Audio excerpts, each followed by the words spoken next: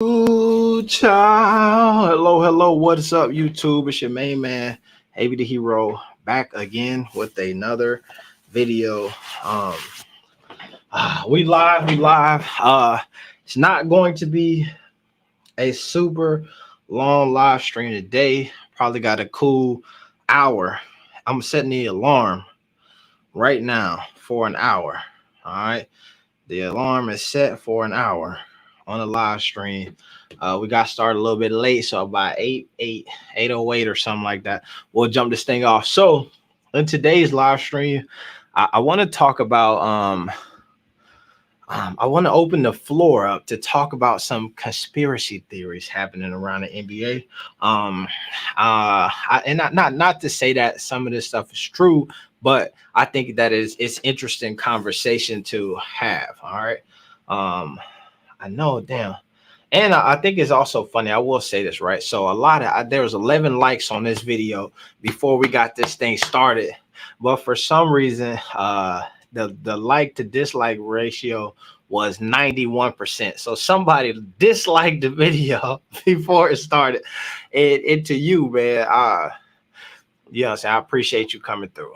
You know what I'm saying? But that I thought that was hilarious. That tickled me when I saw it. All right, so let me try to get in here. All right, here we go. Got the back end of the screen set up. All right. Why you? All right. So that's what I'm saying. Stevie J, what's up, man? That's what I was like. Yo, come on. Let me get the thing started first. Chaz the third was in here with the turn up. You know what I'm saying beforehand.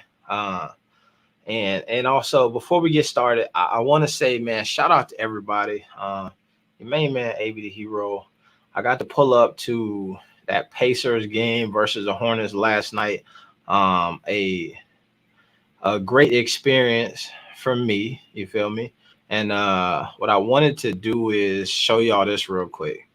All right, let me pull this up. Hater, whoever disliked it before, at least let me say something crazy and then you dislike it. You feel me? Don't hit me before the video even done. All right, so check this out. Let's pay some bills real quick. Last night we was at the game. I don't know if y'all know who that is. That's the Hornets chick, Ashley Shamshamidi or whatever. I forgot her last name is. But if you go to the community tab, man, I got a link in here. It's this app. It's called Game Time. It's an app that I be using sometimes to, you know what I'm saying, you get tickets to events and all of that stuff. So if you want to get some tickets to a game or whatever, you're like, man, that shit cost a ton. What you would do is you go to this Game Time app, and they call it Game Time for a reason. You really want to wait until it's almost game time, and then that's when the prices drop down, and then you'll be able to cop. Also, they do like I want to say it's like a guarantee. If you buy tickets and then within 2 hours of you buying tickets, you find them somewhere cheaper, they'll give you 110% back of your money if you found the tickets cheaper somewhere else. So you know what I'm saying? That's where I was sitting so close. She just kept walking by me, and I was like, "Yo, could you want to take a picture real quick?" And she was like, "For sure." So that's what's up. Check it out, man. Game Time. We almost at that 2,000 subscriber mark, man, which is super dope, and I'm happy to turn up for when that go down. Also, if you check the footage, your main man AB the Hero was there, man, and I don't know. It was hype. It was a good game. All right, let me get this off here. All right, so I want to start this conversation here, and about this. All right, so what prompted me to be like, yo, let's pull this up was basically this, right? Obviously, there's a lot more conversation going on around the league. And there's always some conspiracy theories floating around dating way back in the NBA to you know what I'm saying, what was going on with that Chris Paul trade to the Lakers, you know what I'm saying. Talk to us, AB. What's up, man? Pope, let me know if you're trying to join, if you got some thoughts and opinions on this stuff as well.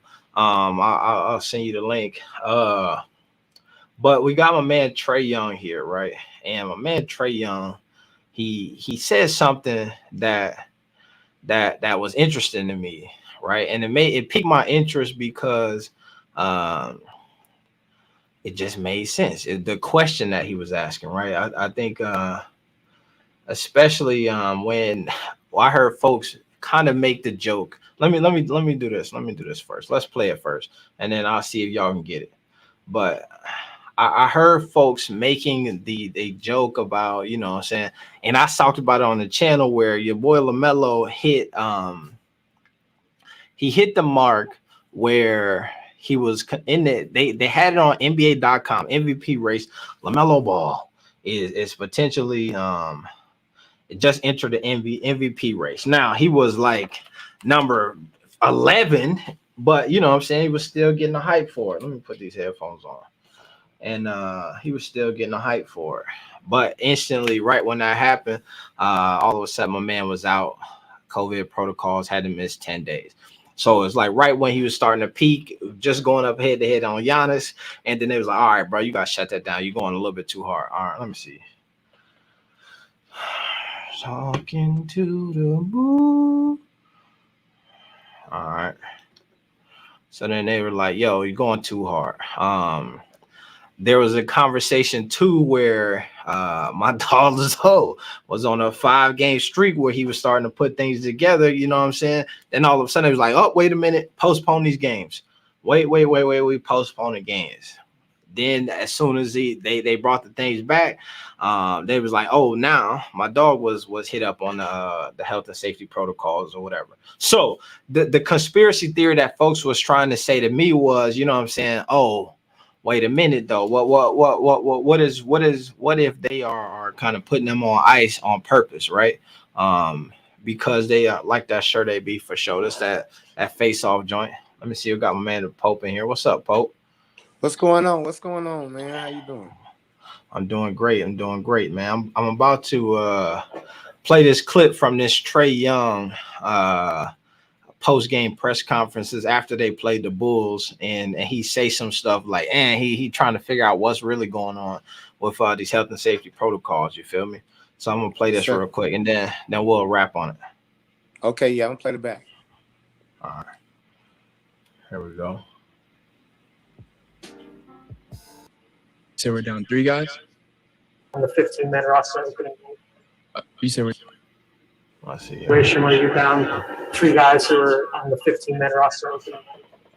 You said we're down 3 guys. Yeah, we had 3 guys. Yeah, we had 3 guys from our original roster. I mean, it's crazy. I mean, from what I was told, and the reason why we kept playing was that the NBA didn't want to stop games and postpone games. I mean, you've seen teams around, even the team we played tonight, they haven't played a lot of games in the last couple of weeks because they got a lot of games postponed because the guys being out. So I think it's just kind of confusing, and we got 3/4 of our team out. I mean, I came to shoot around today. No, I mean, not knowing most of my teammates. So, I mean, it's something that obviously, I mean, our leader with Nate, I mean, never wants to make an excuse. I'm not the type to making excuses and things like that. And, but it's kind of frustrating whenever you look around the league and other teams have gotten games postponed. It's not even canceling them. It's just moving them to because of what's going on and all the COVID outbreaks. So we've got hit hard by this COVID. And all right, so that's it right there. That's the part. All right. So what I'm hearing him say is, damn, it's interesting that some teams got the postponement, right? Some teams got to stop and play, while other teams had to go ahead and play through it. You feel me? And this team here was down 3 original players at the start of on the roster, and then they had to go and play them Bulls. Now we know what happened in that game. After the Bulls went and played these Hawks, the big 3 conversation came out the same night, right? Am I correct? I think it was that night. It's in the same thing. All of a sudden, it went from they played a Hawks team that was basically a G-League team, and then all of a sudden, oh, now it's a big 3 in Chicago. And then when folks started saying, oh, but it's a 4 though, they just kept saying, but it's a big 3, it's a big 3, it's a big 3. So the conspiracy theorist in me was saying that maybe some things was lined up to be lined up. You feel me? But before that was going on, we saw these boys. They was really postponing. My dog Lonzo was hooping. They said, "Wait a minute, bro, slow down. We're gonna postpone some games." Got everybody back. They go in and play the depleted Hawks team and demolish them. And then now all of a sudden it's a big three, and then all of the promotion is going to guys, you know what I'm saying, who definitely deserve it or whatever. But the conspiracy theorist in me really caught that, and that sat with me. Did you catch that? What you? I see where you're going. I pick up what you're putting down. I like it. And what Trae says is it was huge too. Like what they trying to do to our season. You know what I mean?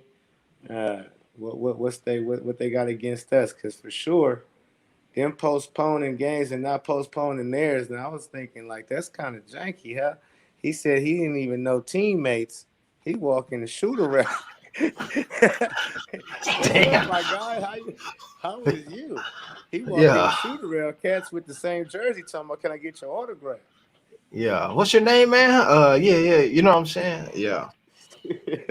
So yeah, that's wild to me that they didn't postpone their games and they only got 3 original players from the team that's capable of playing. And same thing, I feel what you're saying with the Zoe thing.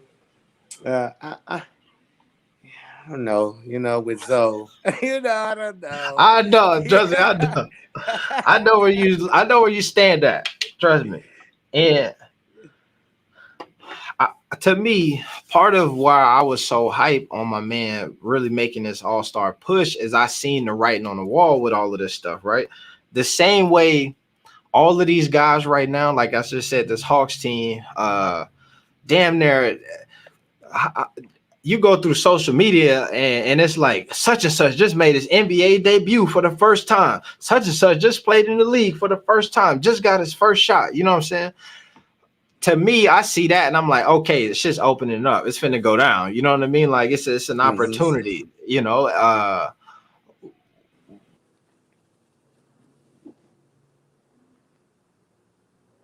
Did you freeze? Am I frozen? What's going on? Y'all still there? What happened? Can anybody hear me? Let me know if y'all can hear me in the chat. I know AB is frozen on camera, I believe. So if he just lagged out right quick. Okay, AB froze, but y'all can hear me? All right, smooth. All right. Well, yeah, man, AB be back. But I feel what he's saying. It's a game within the game for sure. And I don't believe the Ball brothers is playing by their rules. So what he's saying is definitely true, even though Zoe to me is not that guy. You feel me? Like he started, but AB he got a point. He came on my show on the Poe B. Franks, man, not so long ago. And said this, that Lonzo Ball was, possibly gonna make a push for All-Star. And ever since he has said that, Lonzo has played better than definitely. He's been a little bit impressive. I can say he's been impressive a little bit. You know what I mean? Nothing, but So if he could have stayed on this path that he was on, because I know the last game he had 19 points, 8 assists, 5 rebounds, couple steals, couple blocks, like stuffed the stat sheet plus the W. So he handled his candle. He been doing it for the last good 6-7 games. He been having a good output, man, on what the game should look like. So AB had a little point pushing for the All-Star, and maybe he get there if he would have continued on this path. AB is back, y'all, ladies and gentlemen. Yeah. What's that, man? I don't know. I got this like setup or whatever where this device is supposed to charge my laptop and like my screen and all that. And then sometimes the shit just be dying. So I look up and it's plugged in, and then all of a sudden the damn computer will just fall out. So my bad on that. Oh, good. We back. What I heard you were still talking, man. What you had going there for a second? So yeah, I was just saying how you was on the show, on my show. What was that? Probably a week ago or something, maybe week and a half ago, when you was saying Zoe was, going to get on his all-star level, and he started leveling up after you said that. That's what I was letting the people know. Mm. That he did get to cooking a little bit. I started smelling something in the kitchen. You know what I mean? It brought me Yeah. out like what's for dinner? Like, okay, who cooking? It's Zoe? Okay. All stars. So if he could have stayed on this, I see you had a real good point. If he could have stayed with this 19-8 assists type of flow, and the way that the Bulls is flowing right now, like it seemed like everybody is moving the ball much better. You know what I'm saying? You got Mm-hmm. DeRozan coming up with 10 assists. At the same time, Zach LaVine got 9 assists. Both of them still dropped 30 plus. Then last game, you had Jacoby White get 17 points, 12 assists. And you see down the list, I think somebody else, DeMar DeRozan, had 8 assists along with Jacoby's 12. So, and Zach had 6 of them. So it's like, oh, okay, the ball is moving. You see everybody's number. I think that last game, I think DeRozan only had 20 points. Zach only had like 25 or something like that. But everybody was scoring. So is Zoe getting into this, the way the style of play that the Bulls is playing right now, where everything flowing, the ball not staying still in one person's hand? I definitely can see his numbers going up because that's his style of play. Yeah. And I think too that's the style that everybody wants to see from him, right? So I get that one of the big criticisms of him is he's so quick with the ball, right? He'll get it and give it away. You know what I'm saying? Get it, give it, and wait for his time to get the ball back and then shoot it or whatnot. And like you said, I'm looking at the assist numbers from this team, and it's looking like, folks is in rhythm or whatnot. You know what I mean? And they really are starting to mesh. And I always anticipated, like, once people kind of got settled into their roles a bit, that his numbers might start to increase throughout the season or whatever. But I also think that, and this is part of in this conversation about the conspiracies or whatever, is it part of one of the Bulls is a good team, and I'm not taking nothing from them or whatever. I think that they hooping. I like you talked about this earlier. I was listening to you talk. I said that I thought that they would be at the top of the East as well. You know what I'm saying? I thought that they would finish in the rankings ahead of the Hornets or whatever, and they would probably have a better team just based off of the all-star caliber guys that they got on their squad. I also think that what's interesting is in the last couple of games that they played, like they have played a lot of teams that are like are not at full capacity. You know what I'm saying? And so which would have been dope though, which is why I was saying I was expecting my dog Lonzo to start going off, because now you playing against whoever they calling up. You know what I mean? All across the NBA right now, it's like if you play, when I remember when I was in JUCO, right? And I remember I used to talk about how our quarterback was making other DBs All-Americans. You know what I'm saying? Like, I wish I could play our team, because our quarterback is throwing 3 interceptions a game. You know what I'm saying?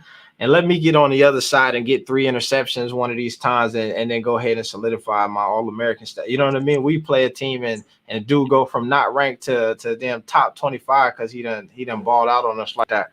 And so this is what I was smelling in the water with the NBA right now. As you start calling dudes who ain't never played in the game, you got Trae Young at practice, like, damn, I don't even know who my teammate is, and expecting to win games. So that's what I was hoping to see. And then now with now my dog Zoe being out all of a sudden, and especially after he talked about like the reason why he wasn't out, he was just chilling and doing his own thing, and maybe that's, and then all of a sudden the next week it was like bam, he got hit with a whole let me see what somebody say. He got hit with the health and safety protocols. Yeah, the protocols. Yeah, man, that's tough.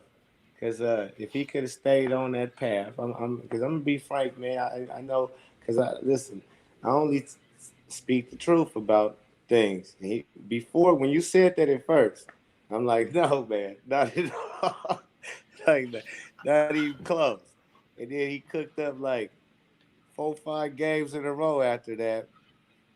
And he was looking nice. And like I say, once the offense started flowing properly and they can get into it, I think Zoe can. Hey man, he was showing it. I gotta see more, but he was getting there. You know what I mean? He's getting there. He's getting there. You think this is slowing down, or you think he gonna stay cracking? I'm not sure, man, because it's the hard part about it is, right. So there's the health and safety protocols where you got these guys who go into these because they actually sick, and then you got these guys who go into it because they, you know what I mean, tested. Right. And so I think that if you actually sick and you just sitting out for 10 days and you coming back, I can see you coming into it slow. You know what I'm saying?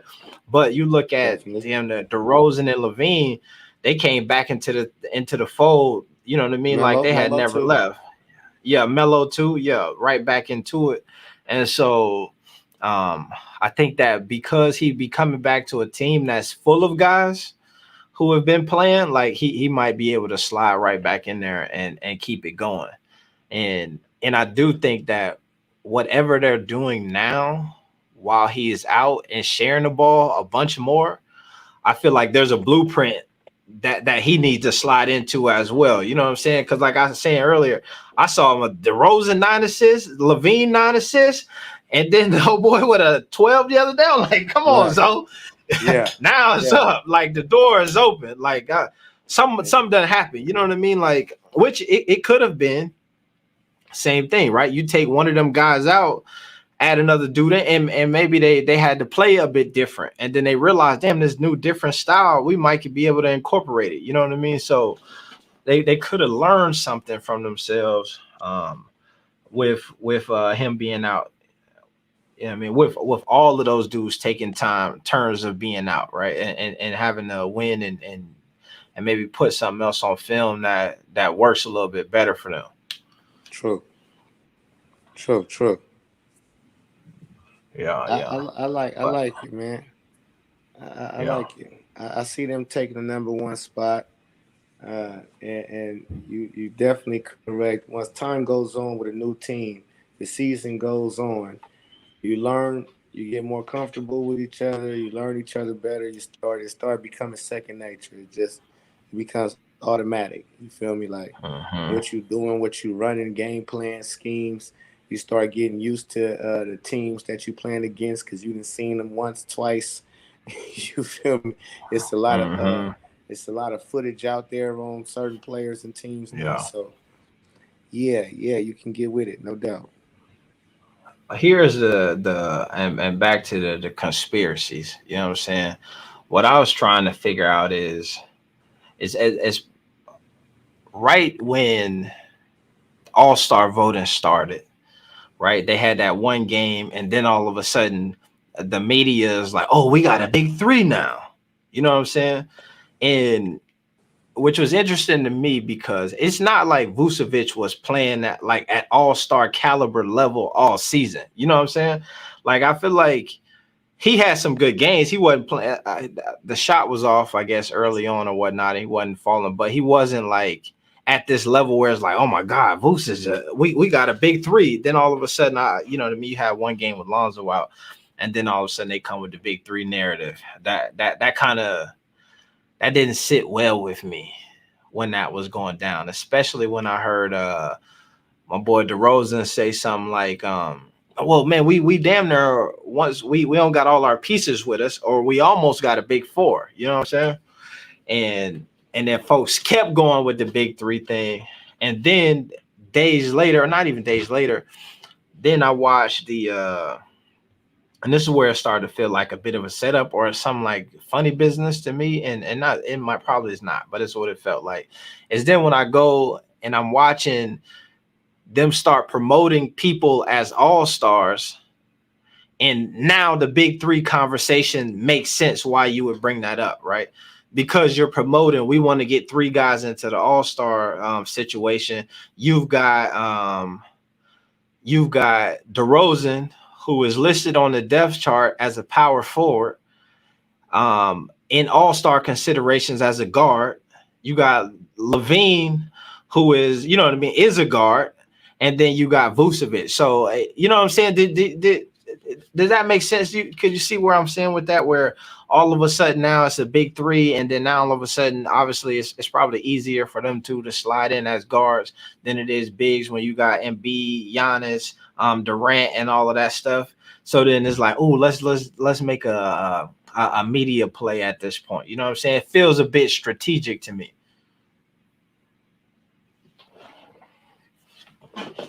Let me slide this up. Because look at this. All right. So I was on mute. My bad. Go ahead, AB. No, you good. No, go ahead.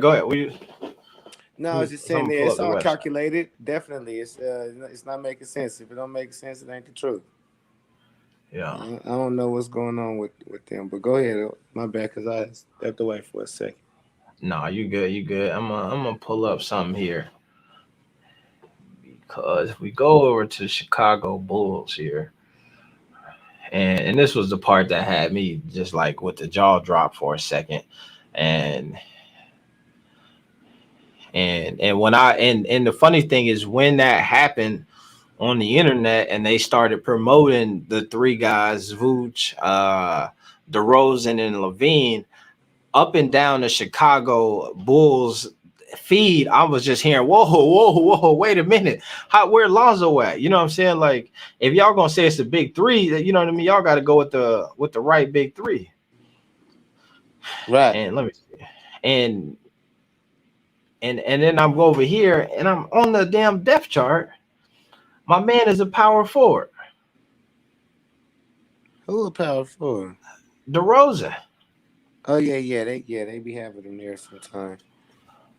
So that's the part that threw me off a bit. And then I was watching a video from I can't remember, a white dude, and it was maybe from like a couple weeks ago, but one of them media pundits or whatever, and there was a video and he was talking about how DeMar DeRozan, when they initially announced that he was going to go to the Chicago Bulls, he was like against it. Like, oh, this is a terrible idea. You know what I'm saying? Like, this is not going to work out. And then he was saying that now all of a sudden, and watching him play, and he deserves this, right? It's not to say that he don't deserve it, because the dude is hooping. He been playing phenomenal basketball. But and this is what caught me and enlightened me and made me think about a lot of this stuff. As he said, now I can see him sliding in as an NBA first team, NBA all first team guard. And then I was like, but he don't even play guard. He played like small forward. And so part of circling back to the same thing, the conspiracy theory is like when you have your best player, right? You trying to get some notoriety, y'all in a major market like Chicago, and you trying to build the hype up. It's hard when you got a DeRozan who has to then compete with a Giannis, Joel Embiid, and a Kevin Durant for first team first team all NBA status, you know what I mean? First to be in the all-star game and to do all of that stuff. So then you start to make some strategic moves that impact my dog Lonzo, which is why then I be like, yo, something ain't right. Okay. So don't they have DeRozan as a guard for all-star voting? Yes. Okay. So that's what I'm saying. Yeah. To me, that they have him there as all-star voting, but to me that's just a bit weird. That's all I'm saying. It's just like points. Like my man here say, let me see, apply. Let me. I'm sorry, y'all. Be get to talking. I forget to read some of these in the chat. My man, Apply That Pressure podcast said they played DeRozan as a guard, to be honest, and that's a fact. But it's the same thing. They played LeBron James as a guard. He been damn near running point his whole entire career. Right. But he been a forward his whole entire career. You know what I'm saying? Right.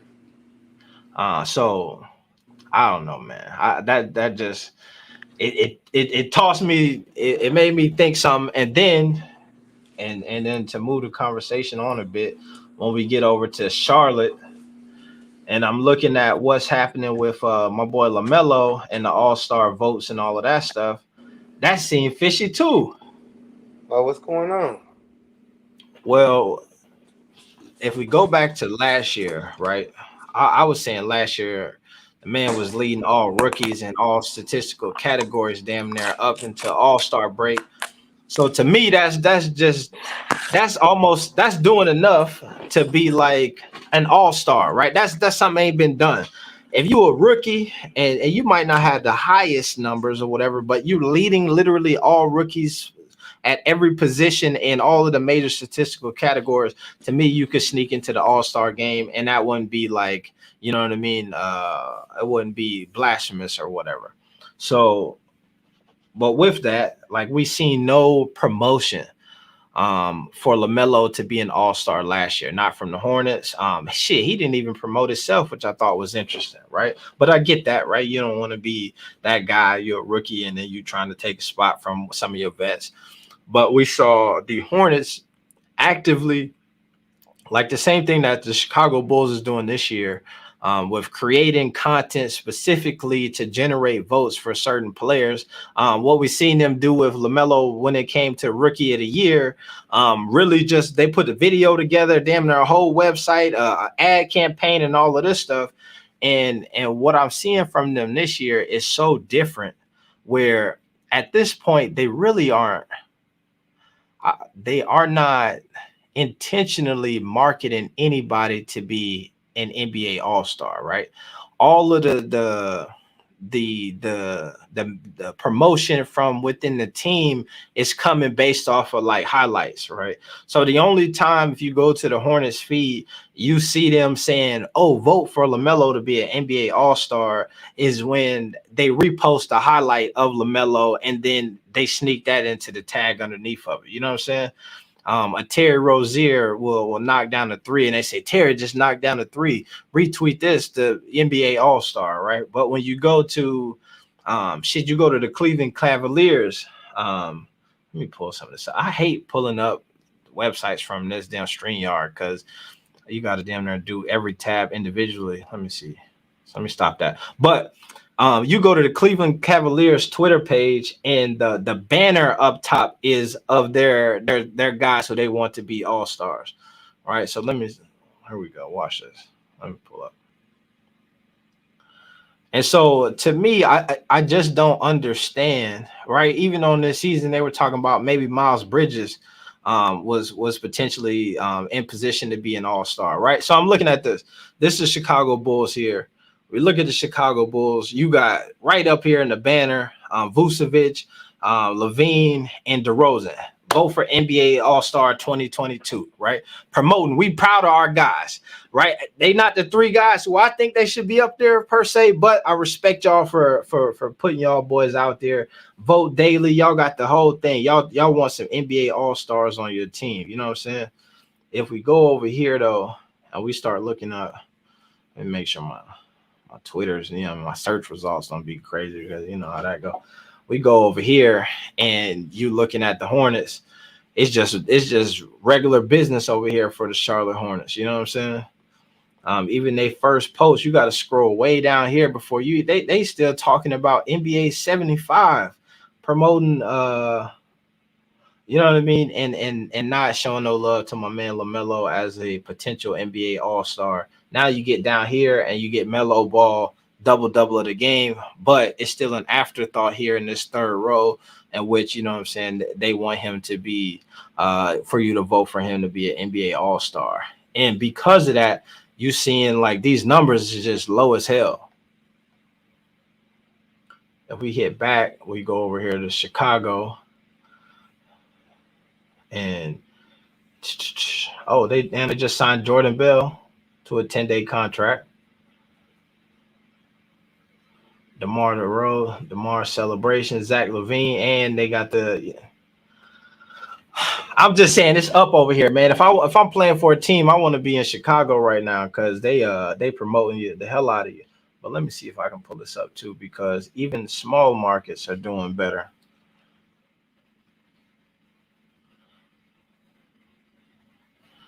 We go look at, yeah, and that's changing. Sometimes it be on here. You go here, vote now. Cleveland Cavaliers. They got they guys here. Garland. Even the rookie. They trying to get him into the all-star considerations. You feel me? So when I start thinking about the conspiracy theorists of the world, you feel me? I look at what is normal for NBA teams and what seems to be abnormal for NBA teams. And it seems like what the Hornets are doing is abnormal. And when I think that's abnormal, then I got the question of why is that happening? But let me get to some of these comments here. They always consider Vucevic part of the big three for sure. LaMelo Ball, all-star. Ball out yesterday, all-star on him. That's a fact. But you still there? Zoe always in the gym. Oh, he jumped off. Let me put this in here. Ooh, child. All right. They paid a lot for Vooch, so the hype is international. I could dig that. They always consider Vooch. That's the thing too. A lot of it is market. A lot of it is, we trying to, how do we, promote and build this thing up? But that's also what my point is. When you got a guy like Lonzo Ball, who probably has a social following greater than most of these guys, you know what I'm saying, combined, you would think that he would be in that conversation as a team. And then when he's not, it's just interesting to me to really figure out and contemplate why. Especially like literally when I was at that Bulls game,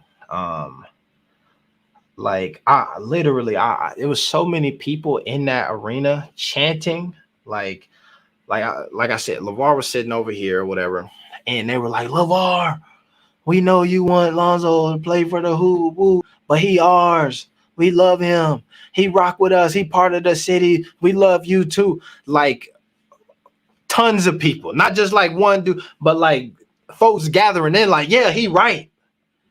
We do love him. We want him over here. Like, send him. You too. Y'all good. You more than welcome. Come. This could be your seat every time. You spike now. And so when I did see the Chicago Bulls not reciprocate that love as an organization, it really made me question some things. All right, let's see. If we can't see this is orchestrated, we should just hand our eyes over to Stevie Wonder. That's what I'm saying. My man said, you said it. We got both. There he is. Yeah, back. my bad, man. I had got a call. Nah, you good. You good.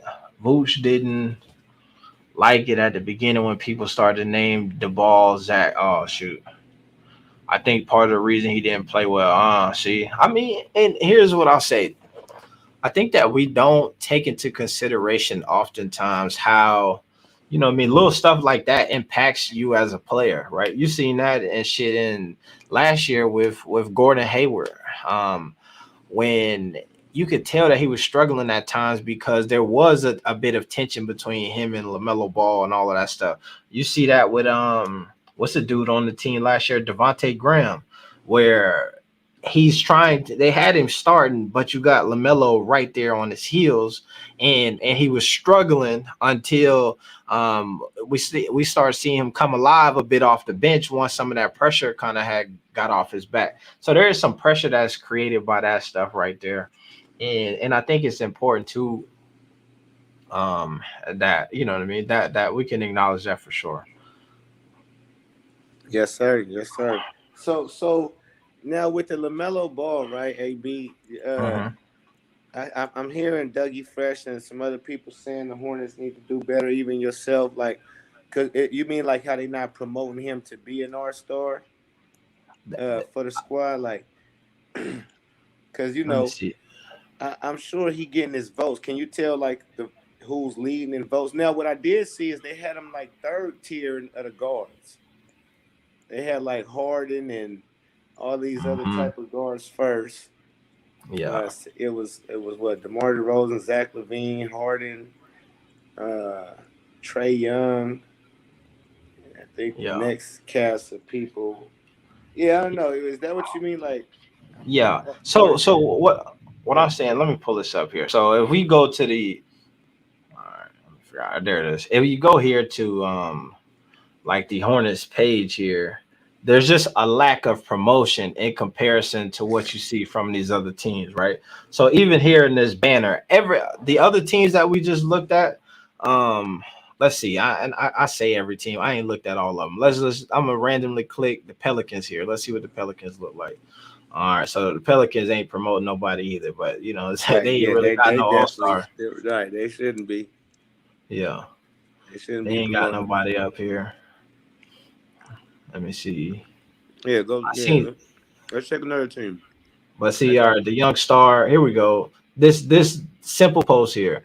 The young star retweet vote Brandon Ingram into NBA All Star game. Right. That's just all Mm-hmm. this post is about. It ain't about Brandon just scored 60 points last night. And then sneak NBA. He's a young star. We want him to be in the All Star game. Right. That's what Gotcha. that is.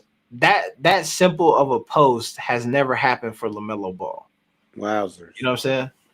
That's crazy. Um, and well, technically, but they did it for everybody on the whole team, but it was also in the middle of a thread. You feel me? So obviously you're gonna get your, you know what I'm saying? They already know, and B, he gonna rack up his votes and stuff, but I'm sure he getting some love throughout here as well. But so basically what I've seen from the Hornets last year was they intentionally promoted Terry Rozier and then Gordon Hayward to be all stars. So it was the same way like the Bulls got them in the thing. It was those two guys. Here are all stars. You go to the website. It's some wording and some images promoting them there and all of that stuff. And and so that's not happening with LaMelo Ball. And the impact of that is like there probably are people voting for him on the website and voting for him on uh like on the app or whatever, but you're not seeing that traction that some of these other players are getting from their actual teams promoting them as well, right? So the other place that you can get votes is from here on Twitter, and you don't see that activity from the Charlotte Hornets, which is impacting him. So if we compare, I talked about it in the video I did earlier. If you compare the Hornets, LaMelo's Twitter like feed and votes that he potentially getting on there to like a DeMar DeRozan, it's not even close. DeMar DeRozan probably like 4 or 5 times ahead of LaMelo as far as Twitter votes is considered, which Yeah, is that's to me crazy. sounds crazy. Yeah, That's crazy. Now that you just broke that down, they just don't do nothing. Yeah, that's insane. But that's what I say, man. It's a game within the game. Melo Melo done got over 100 because I'm a conspiracy, whatever they want to call it, conspiracy theorist. Uh, but Melo, when it used to be 50 million, when they offered that 50 million to Dave Chappelle, it shook him up.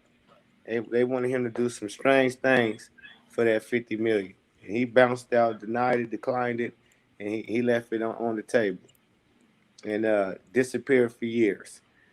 Now, when you get into nowadays, it's the $100 million stratosphere. Once you get into that realm, they want you to sell it. They are on you. It's time to sell it. That's a level of where a lot of people don't get to go to. 100 million when LeBron James and all that, the chosen child, the golden child, whatever the hell they wanted to call him. Oh, you get into the 100 mil atmosphere, they want you to do something.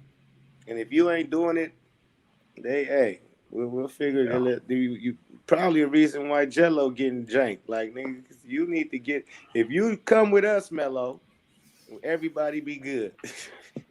mm. Nah, you know what, man? Here, I have kind of laid this out before, right?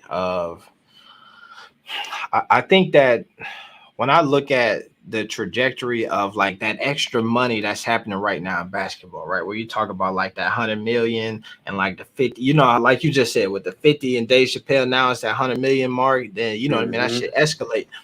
I look at like player empowerment and some of the movement that's happened with guys actually making that bread, right? Like this. So you had Jordan, right? Jordan played in the league. He did not make as much money playing basketball as he should have made playing basketball, right? They tried to backload him and give him a ton of money towards the end of his career or whatever. But even with that, like these dudes now making $200 million a year, like Jordan should have been making that way back yonder, but obviously they wasn't doing that then. Okay. But what Jordan ended up doing is, you know what I mean, the deal with the Nike and all of that stuff, and Jordan and getting the Jordan brand and all of that. And then that ended up like creating something special for him. And that changed the game of like being an athlete and then having shoe deals and what that means, right? What's up? We got Juju Knows Hoops in the building. And then we to me, I think the next big iteration of what happened is then you had a LeBron James, right? So people always ask the question, if Michael Jordan like actually owned Jordan, how much money would he be in? You know what I mean? Like within like the last maybe 5 or 6 years, 10 years or so, we started hearing Jordan's name get thrown around in that billionaire conversation, right? But this is after a long NBA career. This is after fucking 30 pairs of Jordan sneakers, buying a team. Because his ownership in the Hornets, I believe, is what pushed him up to a billionaire status. You feel me? And then so then I think you get LeBron James, who comes into the league, right? He's hooping, signing big contracts. He's got the deal with Nike that's huge or whatnot. But what I think he does different than everybody is he starts building his circle up to be, you know what I mean, moguls and entrepreneurs. So instead of going out to hire, you know what I'm saying, the CAAs and having them manage his whole entire career, instead of having them do his production deals and help him with business, he bring it all internal into his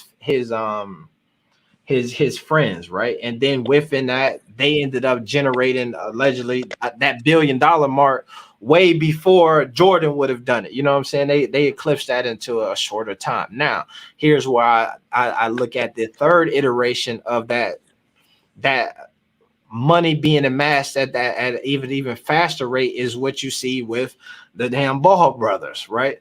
So then you got Jordan, who got with the company and then made the money. Then you got LeBron, who created the company amongst his friends once he was like established really well. Then they all broke out and then came together and formed like Voltron and then started taking over. But this is maybe 6-7 years of him being in the league. You know what I'm saying? Maybe damn near 10 before they got Clutch Sports and all of this stuff. Okay. Then you look at the Ball brothers, who instead of, and this is like what makes their situation as it's currently constructed a bit sad, but it's whatever. You know, everybody got to do what's best for them. Is like they entered in the league damn near set up with that same entity structure that LeBron moved into. You know what I mean? They had their own representation. They had their own clothing company. They own this, they own that. You know what I mean? Own production deals and all of this stuff. And then so I think that they were set up to like amass that $1 billion status. Cause I think you said 100 million. I think it's the billion is really where, you know what I mean, folks is really watching it now. You know what I'm saying? Because they get Steph 200 million. You know what I mean? Shit, they signing these $100 million contracts in the NBA now like it's candy. But once you start talking about that billion, folks start I mean, they start looking at you different. And But see, $100 million contract, that's over a certain amount of time. So that's not $100 million just straight up. That $100 million from Puma is $100 million, not over no 10 years or 5 years. That's here. Sign with us, you get $100 million in this. Nah. That's different. No, that's not how that works. It's year two. It's about a year. That's how they do the shoe deals, where it's $100 million contract over X amount of time. You know what I'm saying? So it's the same with like LeBron, all of them. Like you sign a 6-year, $120 million deal, and you with us for, you know what I mean? So it's really like it's not you get the whole 100 million type vibe. At least that's my understanding of how, you know what I'm saying, they set up them contract. It's the total number is what they promote, but it's still like for X amount of years. Right. Mm-hmm. I mean, it just didn't never get disclosed how many years Yeah. he with them. So Mm-hmm. I thought maybe that was like, you just signed with us, we giving you 100 million in this plus. Yeah, I can't even find it. I'm trying to look for that. I don't. It doesn't really specify that. Mm-hmm. It just bring up the Hornets.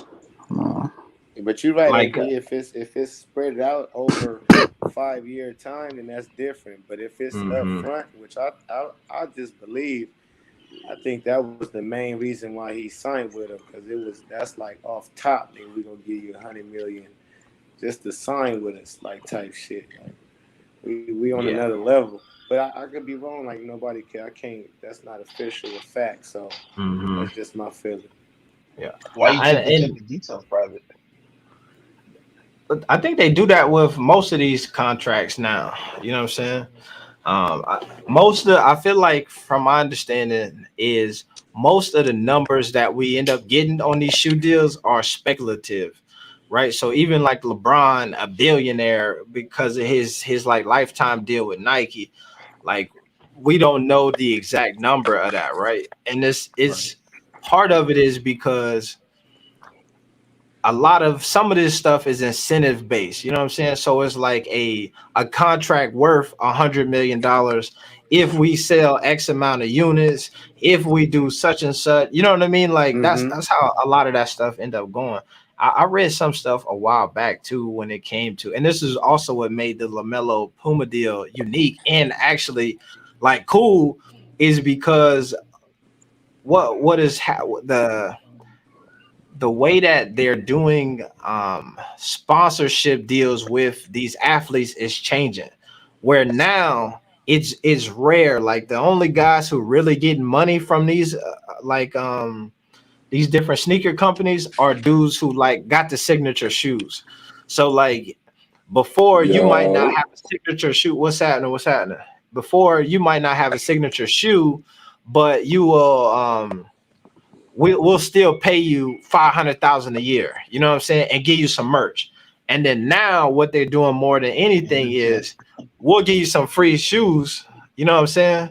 We'll give you a stipend. You can go to the Nike store, you go to the Puma store or whatever. But I think that it was an article that came out a while back where they were realizing that they were not making as much money from sponsored athletes as they would be if they put the money into like into other things, right? You think about Nike or Jordan's most popular shoes that sell out are shoes that Jordan wore, you know what I'm saying? Like not none of the shoes that any of these dudes is wearing on the court right now. Nobody bought them over the weekend. You know what I'm saying? The only ones that keep selling out is the ones that exclusive on the sneakers app, and those shoes came out 30 years ago and they just put a new colorway on them. You know what I'm saying? Yeah. Retros. Yeah. I want to say, man, I ain't gonna lie, they keeping that little Puma deal low key, man. You can't find none of that junk on the internet, bro. They got that junk on the dark web or something, bro. Yep. This small market team is looking a little bit too small for LaMelo, man. Like, yeah, I think at this point the Clippers is looking real sweet. What LaVar Ball was talking about is looking real sweet because they keep messing stuff up like this. This is simple. Retweet my boy for All-Star, just like you were talking about the Chicago Bulls. Like it's simple stuff that they're missing out on, and I feel like this is all leading up to that eventual exit from Charlotte. They better not mess this up, man. I think I think the problem with this small market situation is like you eventually got to pay these people. You know what I'm saying? So like, shit, if LaMelo become an all-star, the bag got to be bigger, right? Even if he ain't all NBA, but he an all-star 3 years. Like you can't even, if you can't get the super duper max that you can get when you all NBA guy, I still need the biggest thing. You know what I'm saying? Mm-hmm. Then you look at a Miles Bridges, Airbnb, the promotion around that, the marketing around that should be so simple, right? Right. You could drum up 10 highlights from this year and last year and just push them and then say, vote for these two dudes. They need to be all-stars. But you do that, and then what's coming next behind you? Miles Bridges is hooping this year because he want that big bag. You know what I'm saying? So I think that as an organization in that small market, especially one that has been like notably cheap over the years, you know what I'm saying? The biggest contract they really tried to throw out was that Gordon Hayward, which ended up possibly being a flop for them. You know, they could be just trying to suppress all of that. You know, it could be getting too big too fast for them. Hey, so AB, you feel like, because a lot of people like me and you, everybody here know this. We know LaMelo Ball this year, what he's been doing for the Charlotte Hornets, his stats, his impact, markability, top to bottom. He should automatically be in the All-Star game. And like I'm seeing hella people talk about Darius Garland and Fred VanVleet and Bradley Beal. And I don't know if I'm the only logical one here in the community or whatever, but like I got to get your thoughts on that, bro.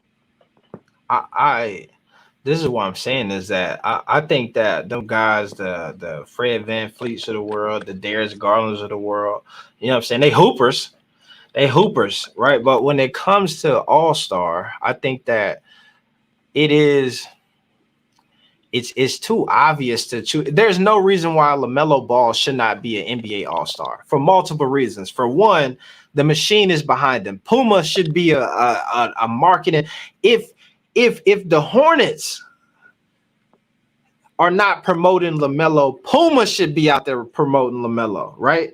Every time you get on your computer, you should be getting an ad from Puma saying, go cop the LaMelo balls and vote for him as NBA All-Star. Every time you turn on your computer, that should be happening. You know what I'm saying?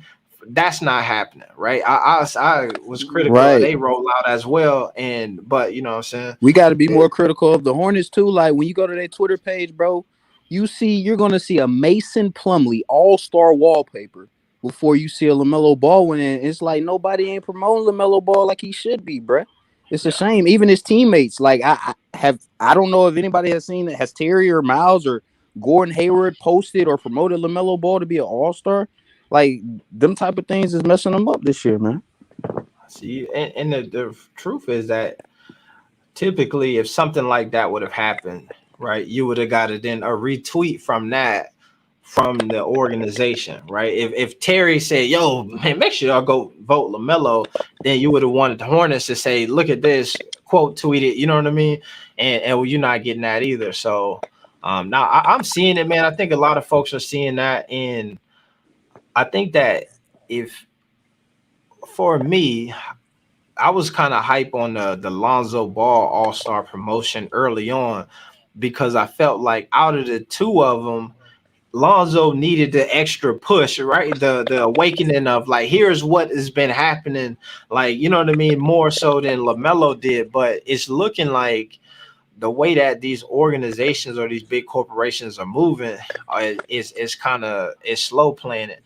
And to be honest with you, I'm glad that we had this conversation because I had not even until we just said that, I hadn't even thought about the culpability that Puma has in this situation of being his backer, his promoter, his sneaker brand and spokes. You know what I'm saying?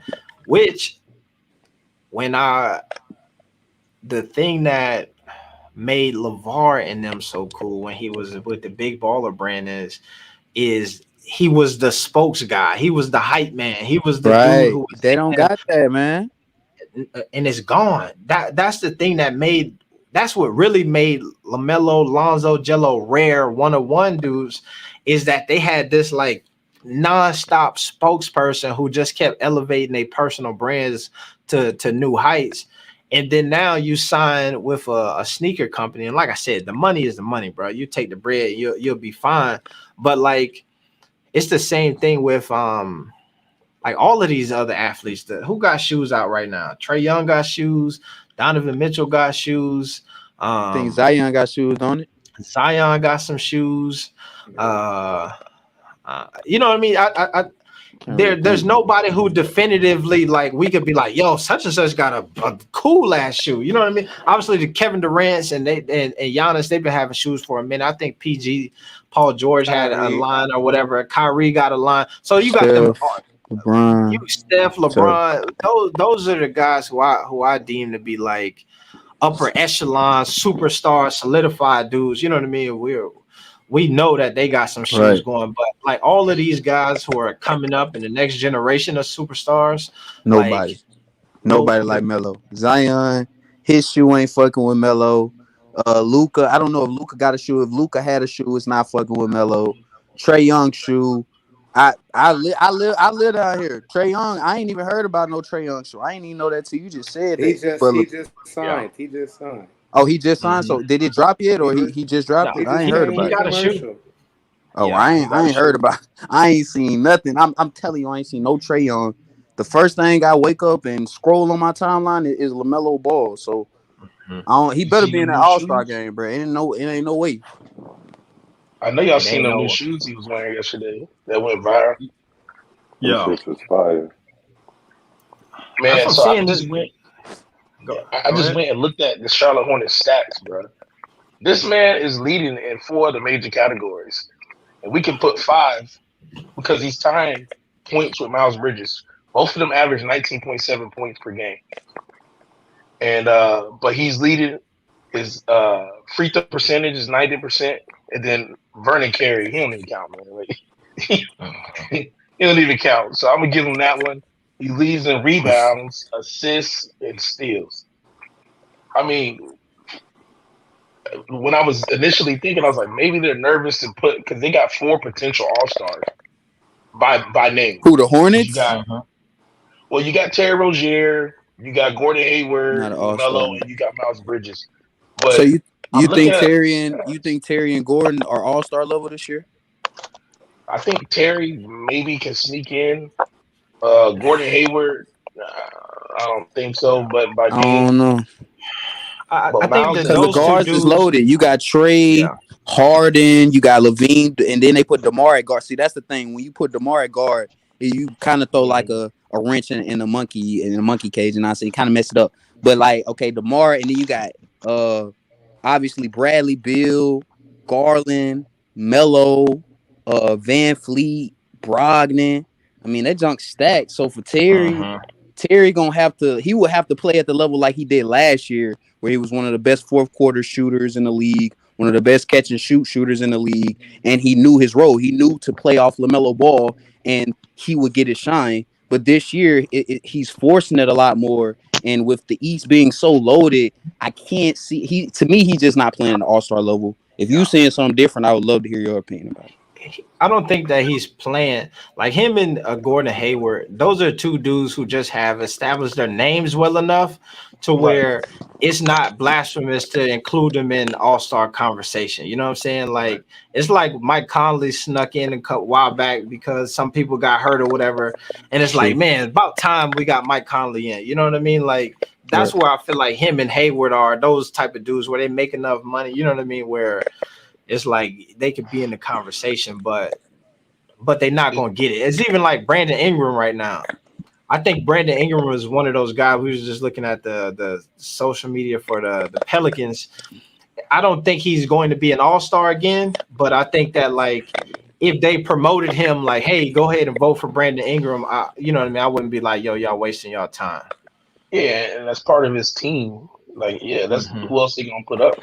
But that's kind of like Vucevic too. It's a name basis. They put Vucevic in because he was an All-Star.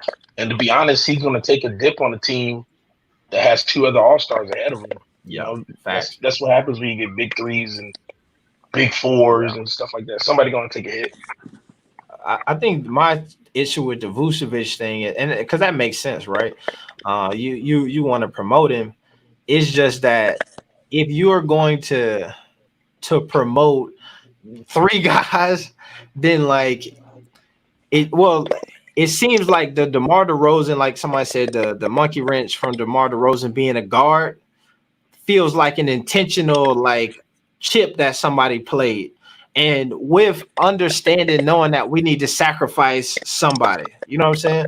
Like we could say we got 4 guys who should be playing in the All-Star game, right? And we could promote them. But in order to make sure that we have a chance to at least get 2 of them in, we gonna sacrifice the 4th guy, and then you know what I mean, and put DeRozan as a guard. And that to me, that just feel like an intentional, like you know what I mean, like Zoe is a pawn in that situation that they sent him out here to go ahead and get clipped.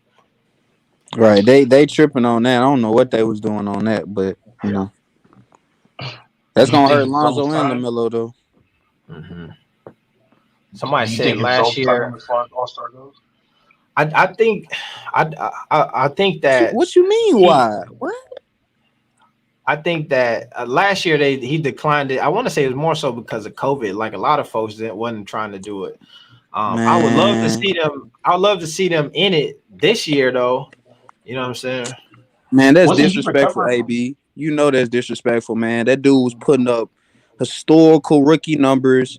That man wanted to be an all-star. It's disrespectful to ask him to be in the skills challenge, and you are an all-star caliber player, just like Zach LaVine. Zach LaVine, he won a dunk contest. The NBA keeps begging him to be in the dunk contest, and he's putting up all-star numbers. Like, if you're going to ask him to be in a dunk contest, make me an all-star. Like, it's that simple. Yeah.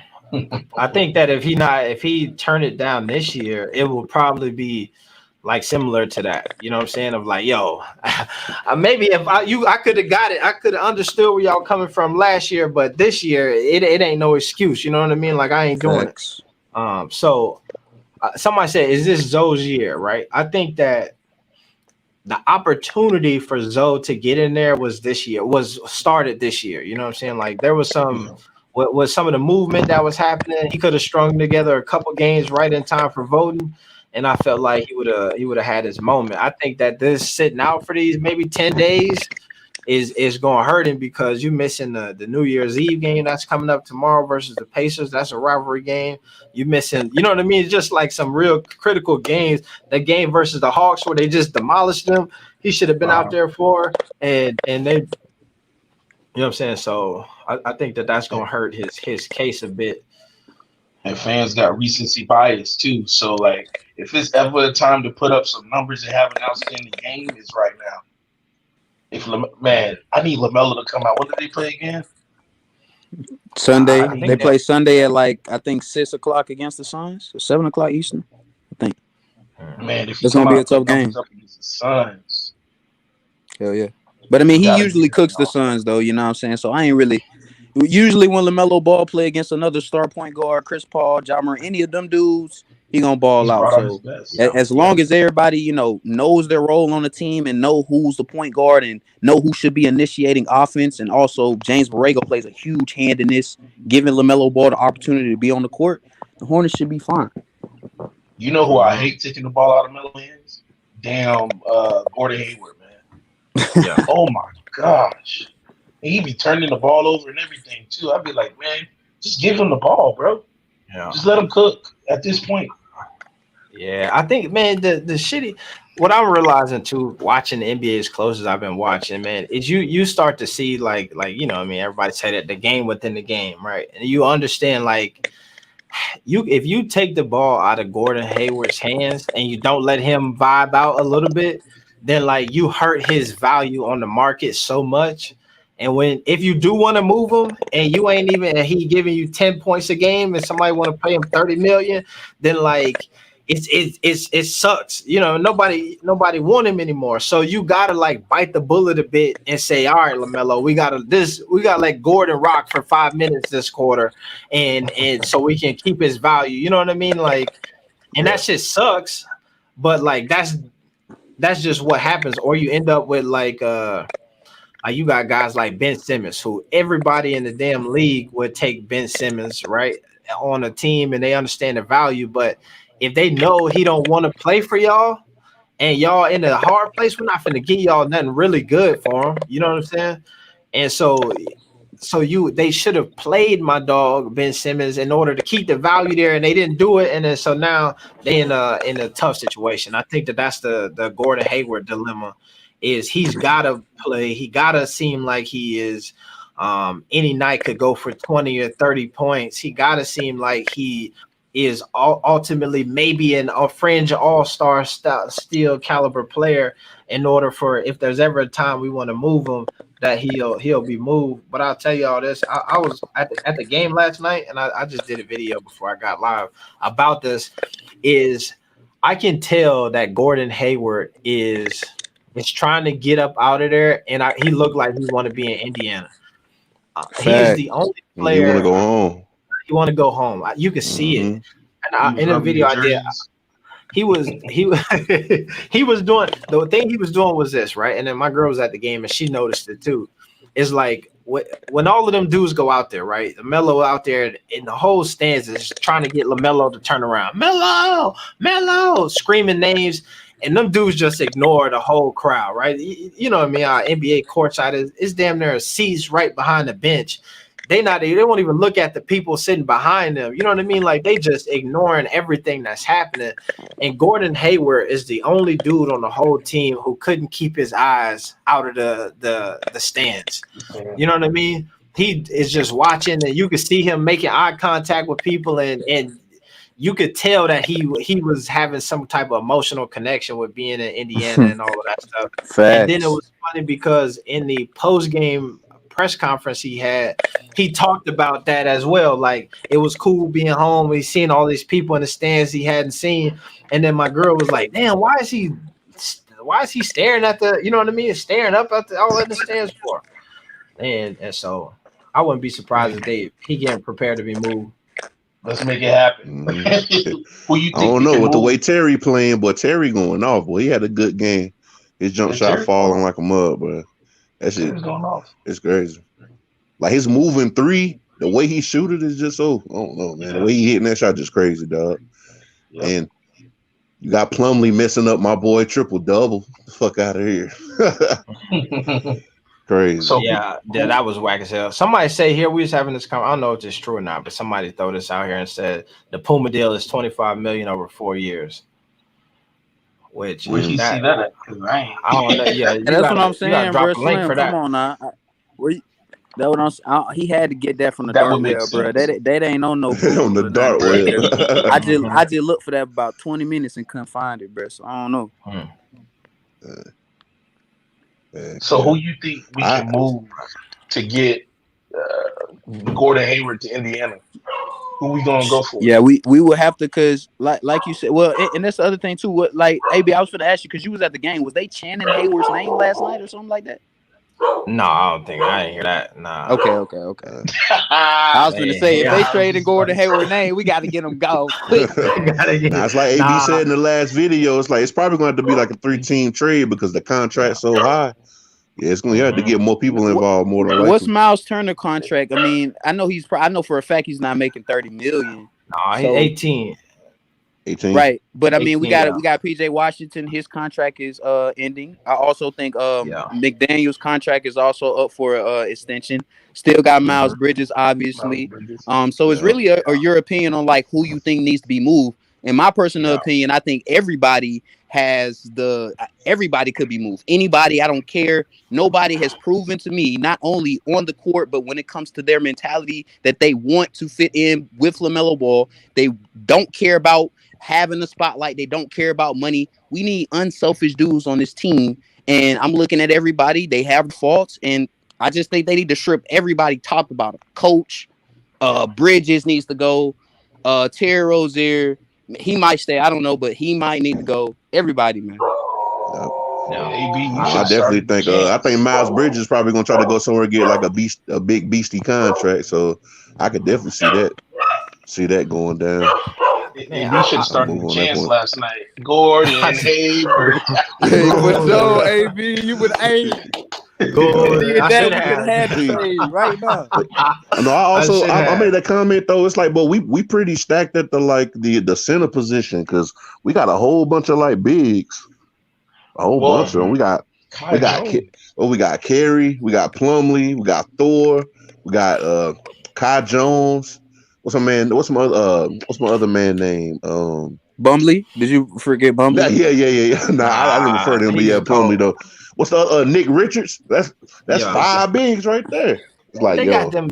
They got a bunch of bigs, man, but none of them like solidified like that. Right? You know yeah. They don't bring what we need, man. They can definitely move for sure. I like Plumlee. I think he had moments where I'd be like, yeah, all right, Plumlee, you got something right there. I like Richards too. I think Richards be playing pretty good. When he get in, he go for the good dunks and whatnot. He get plays done. Plumlee did be trying. Yo, Plumlee is the king of the reverse dunk. How many reverse dunks did my man have? Yeah, that man dunked backwards like a fool. He's starting to get into his bag. That's what I'm saying. I want to see that from him. If he do that. That style of play, obviously last night he tricked off the last layup for the triple double. You know what I mean? He can't do that. But if he get into that type of bag where he just is a dominant big and not because that one when he had the reverse dumps, he didn't miss a shot the whole night because he just slamming that boy. And if he can get into that, then it's up. I think that everybody who I've seen in articles I was reading, the name that everybody keep mentioning is Miles Turner. Yes, right. Sir. And so I think if you got a Plumlee and a Miles Turner on the squad, you solid as far as bigs go. You could go ahead and Nick Richards, all of them other dudes, you know what I mean? Let them Vernon Carey, JT Thor, all yep. Let them play in the G League till next season. You know what I'm saying? It's loaded at that point. But 100. Yeah. Because you got a good inside and the outside game. You got Plumlee on the inside and you got you know what I'm saying? You got old boy, he can stretch it out too. So, hey, B, can we make a move and get pretty Bobo, solid. man? What's up, man? Can get who? We need to go get Bobo, man. Bobo, hey, we probably need to steal Bobo up out the Denver ain't doing nothing with that man. They ain't giving him no shine at all. Yeah. Here's the thing though, and this I think where people get scared with Bobo and where I be scared with him at is like I forgot who was saying that, man, earlier. But I think it was Trinidad. I'm not sure. But it was like LaMelo need guys, and it's just a fact. He need dudes who just want to hoop. They ain't out here trying to build a they're gonna get a name for themselves. They gotta know that. The name is gonna come, but like I think you get guys like NBA players. To me, the fear that I would have with most of these names that come in is entitlement, right? Is you might have a dude like Bobo who get over here and feel like, all right, here go my chance. Now I'm getting some minutes. I'm never passing this ball. You know what I'm saying? You get the you go bring in a Miles Turner and he'd be like, I'm an all-star caliber big. Let me do my thing. And now all of a sudden he want to take over. You know what I mean? You bring in these different dudes. Part of what I like about, you know what I mean, the guys who they have right now is they all are really starting to figure out who they are in this system. You know what I'm saying? Like the Cody Martin, he just do what he's supposed to do. You know what I mean? On nights where somebody else is slipping, all of a sudden he might catch fire. You know what I mean? Melo will feed him and then he'll eat. You know what I mean? Jalen McDaniels, he's starting to slow down with his like crazy ball hog shit sometimes. And then so I don't know. I think that this I want to see them get pieces and not like go out and get all of the all-stars. Right. But like that's the thing though. Like it just depends because I've been thinking about it, and you know I don't know if they should kind of wait and see. I think they should kind of make moves. Like kind of take over the mold like the Chicago Bulls, where you might have to go out and spend a little bit more money than you want to. But I mean, if you get the right pieces, you could be in a situation where you're one of the top teams in the East. So, some of these guys like Book Knight, I know people want to see him get minutes and, Kai Jones. But honestly, I think we should move these pieces and try to get a star level player because LaMelo's not going to be in no Hornets jersey for long. So right now they need to be trying to build around LaMelo right now as soon as possible, because he could be gone in the near future. We know how LaMelo Ball moves, man. He left Chino Hills in a second. He left the NBL in a second. He left EuroLeague in a second. He don't mind leaving. So, I mean, it don't matter about no money, no contract, no nothing. Make this dude happy. And that starts with building this team correctly. Mhm. And I think That's that's true. part of it is, and this is the thing that like folks like LaVar I think it could get some credit for is it's the mental preparation that I feel like he did with them dudes going into the NBA of kind of setting them up in a situation where it feels like the money ain't all it. You know what I'm saying? So that's the Right. thing where people talk about Melo possibly staying in Charlotte. It's like, but that max contract. But if you got somebody who in your ear preaching to you that you could go get the money on your own anyway, you know what I mean? Like the max contract don't matter because you got all of these businesses operating that's gonna get you the actual bag, you know what I mean? And what you're doing on the court should just be an arm that's amplifying the brand or whatever that you got going, you know what I mean? Like Mhm. you should be straight because if you think about it, that's what these sneaker companies try to do. They go sign an athlete and hope that you hoop because if you hoop while you wearing that shit, then we could go make $1 billion. You know what I'm saying? So Right. Jordan brand, we gonna go make 20 billion because you know what I'm saying we got folks love Michael Jordan and Michael Jordan gonna make 200 million a year, but we're gonna go make 20 billion. And you know what I'm saying? So it's just what it is. So if Yeah. his mental is in that space, I think like he won't be so enamored with the money. But you never know, man. Yeah. He want to put himself in the best position to win for sure because he a winner everywhere he been. He done won, so he definitely want to win and play his style of basketball. Like one thing I kind of don't like about the way the Hornets play. Like I honestly thought we was gonna see like a little bit more dynamic gameplay with like high flying alley oops and stuff. We kind of seen that in the beginning, but like now it just seemed like it's more like a slower pace, set up play and whatnot. I don't know. I feel like LaMelo is probably the best whenever they get out and run. He can make I those agree. spectacular plays and whatnot. But I mean, I agree. it's just I think I don't know. I think the coach, I think JB probably, you know what I mean. I think it's just the way his gameplay style that he want them to play like more of like play in the half court, not so much as a up and down team. But I don't know. I like seeing LaMelo when he out making them crazy plays and passes. I mean, and he already doing it in the situation that he in, but I don't know. It just seemed like it was more dynamic like before. Right. But It was much more dynamic last year. I mean, guys were being a lot unselfish last year. All of a sudden, Right. Terry Rozier gets a little extension and he wants to go out and play big headed. All of a sudden, Miles Bridges doesn't get the contract that he wanted to be offered, and now he has to go out there and prove something. Gordon Hayward is falling off the map. Now, again, it's something that he has to prove, and nobody wants to talk about James Borrego, who, I mean, this dude really thinks he's just so smart for the game that he can just outthink everything and thinks he honestly doesn't need LaMelo Ball to be successful. And really, all of those things are working against the team this year. Like, it's not really helping anything. And you can see it on the court. I mean, last year was a lot more player movement. You had a lot more ball movement. Guys were playing for each other. And this year, it's like you got everybody going against what they're, what's supposed to be successful. And like, that's the biggest flaw that I see this year, bro. Yeah, and even with the rotations, like the way they use Melo, it seemed like the minutes that he played, he need to readjust the minutes some because it seemed like even when the Melo started getting hot, it seemed like he just take them out. And I'm like, man, what's going on with that? Like, but let my man stay in and cook. Like, why are you taking him out like that? I don't like when JB do that, yo. Yeah, man.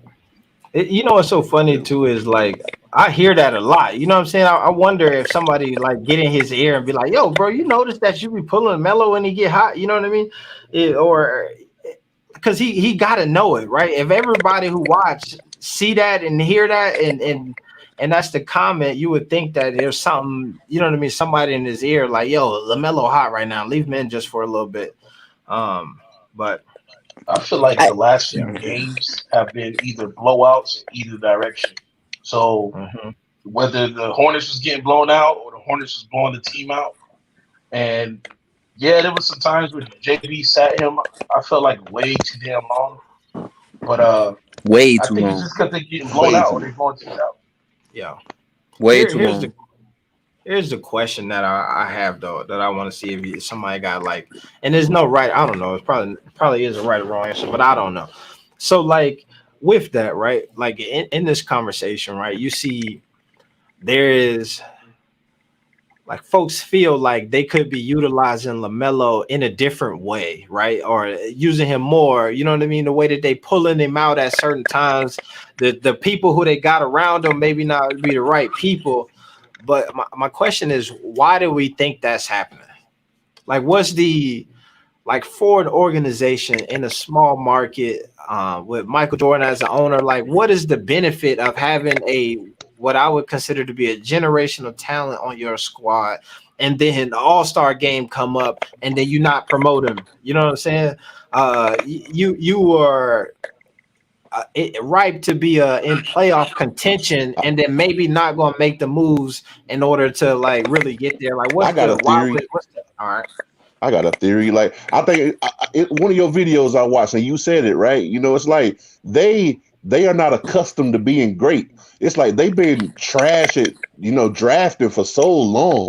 And it's like now that you got your like a generational talent, a superstar, a bona fide player that can be a superstar, that's going to be a superstar. It's like they don't know how to treat him and put him in the best positions to win. So now it's kind of like they kind of feel like the organization is above the player. You know, from what we done seen in the NBA, for the most part, like the players really do got like a lot of say, the majority of the say.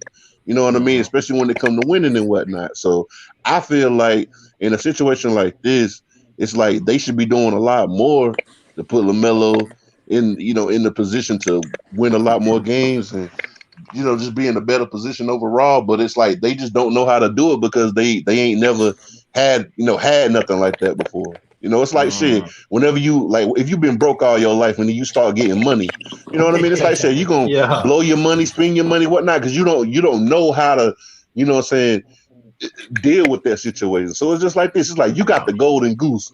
You got a player that's gonna bring it, because like this is what we know for sure. Nobody like probably in the past like 5-6 years or whatever, like probably since Kimba, have been watching like Hornets games. Like I literally been watching basketball forever. Like I never had any inkling to want to turn on a Hornets game and watch the Hornets. Like why?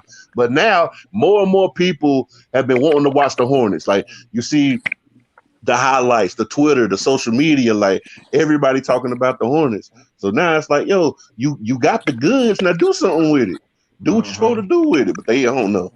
They just don't know what to do, man. And they better figure it out fast, because you know LaMelo got options. Like these players making so much money off the court. It's just like you said. Like he probably ain't tripping off a max contract. Like he probably want to be in a position where like a big market, because he a big fish.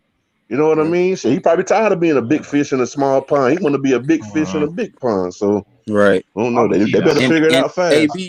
AB, you mentioned something you said something about like benefits. You said what are they specifically benefiting from like doing these things to LaMelo? And like the only thing that I could think of in my head is just like so you can be self-satisfied. It's basically for self-achievement. Like James Borrego pulling LaMelo Ball out in the fourth quarter and playing Ish Smith. It seems like he's trying to prove a point that I'm a great coach regardless of LaMelo Ball. I'm a great coach regardless of whatever franchise, whatever star player I have. And then you can also relate that back to Michael Jordan. Michael Jordan has been known his whole as a career as an owner. He's always been known as somebody that's not been a good owner. He doesn't make good decisions in the front office. And now in this very moment, being in his hometown, the Charlotte Hornets, in his home state, he's trying to prove that he's a great owner and he can make great moves despite having a franchise-changing generational talent in LaMelo Ball. So it seems as if they're trying to prove points and they're trying to make their own narratives and be, you know, because everybody knows that this is a player league. And just like you said, and it seems as if Michael Jordan is trying to go against that, and also James Borrego. And the only reason I can think, honestly, is just so they can be self-satisfied, so they can feel good about themselves, so they can know other people, so they can let other people know how good they are at doing their job. And obviously it's not going to work that way. You need LaMelo Ball to be as successful as he can, so you can be as successful as you can. And right now they're not really realizing that. They don't want the player to be bigger than management. But I'm gonna keep it simple, man. They're stupid. This is the same organization that has LiAngelo Ball, a damn diamond in the rough. Facts. I won't even say I was just about to say that. Yeah, he's shining. He's shining. I mean, we never seen a player shoot as well as LiAngelo Ball, probably ever. When's the last time we seen a player in the G League shoot about 60 to 70% from the field, 60 to 70% from the three, and we still have failed to call him up during a COVID protocol? Come on, man. This organization is just dumb. They don't want to see their players shine, and I take advantage of the moment, man. Like from the top to the bottom, it's gonna be good for the team. Like you're gonna have more scoring, more shooting. You're gonna have more jersey sales. Cause shit, who not gonna want to buy the Ball brothers jersey? Like shit, market it. The Ball brother connection. Oh, we finally got the Ball brothers together. But it's like you said before, like something like in the NBA don't want to see LaVar Ball, get his wish, or you know what I'm saying, his thoughts and dreams come to fruition for some reason. Like we don't. It's like we don't know why. It's like, come on, man. Like it's gonna sell. It's obvious that the brother's popular. People want to see him play, but it's like for some reason they just don't want it. They just don't want it to happen. And I don't think people would like, because remember, AB, we was talking about this, like the three brothers on the Clippers, and we was talking about how much money the NBA would make. And like, I was thinking about that. I was thinking like, does the NBA care more about money, or do they care more about their impact and their influence, not just around the country, but around the world? Because the NBA is an influence. And I thought about it like, do they want LaVar Ball and the Ball family, and having their brand, a Black family-owned brand, do they want that to be the pinnacle of, their influence and their impact? And it seems as if, obviously, with how they're handling LiAngelo Ball, they care more about their influence and impact than money, because we all know LiAngelo Ball in the league right now would make them tons of more money than what they're making right now. Yeah.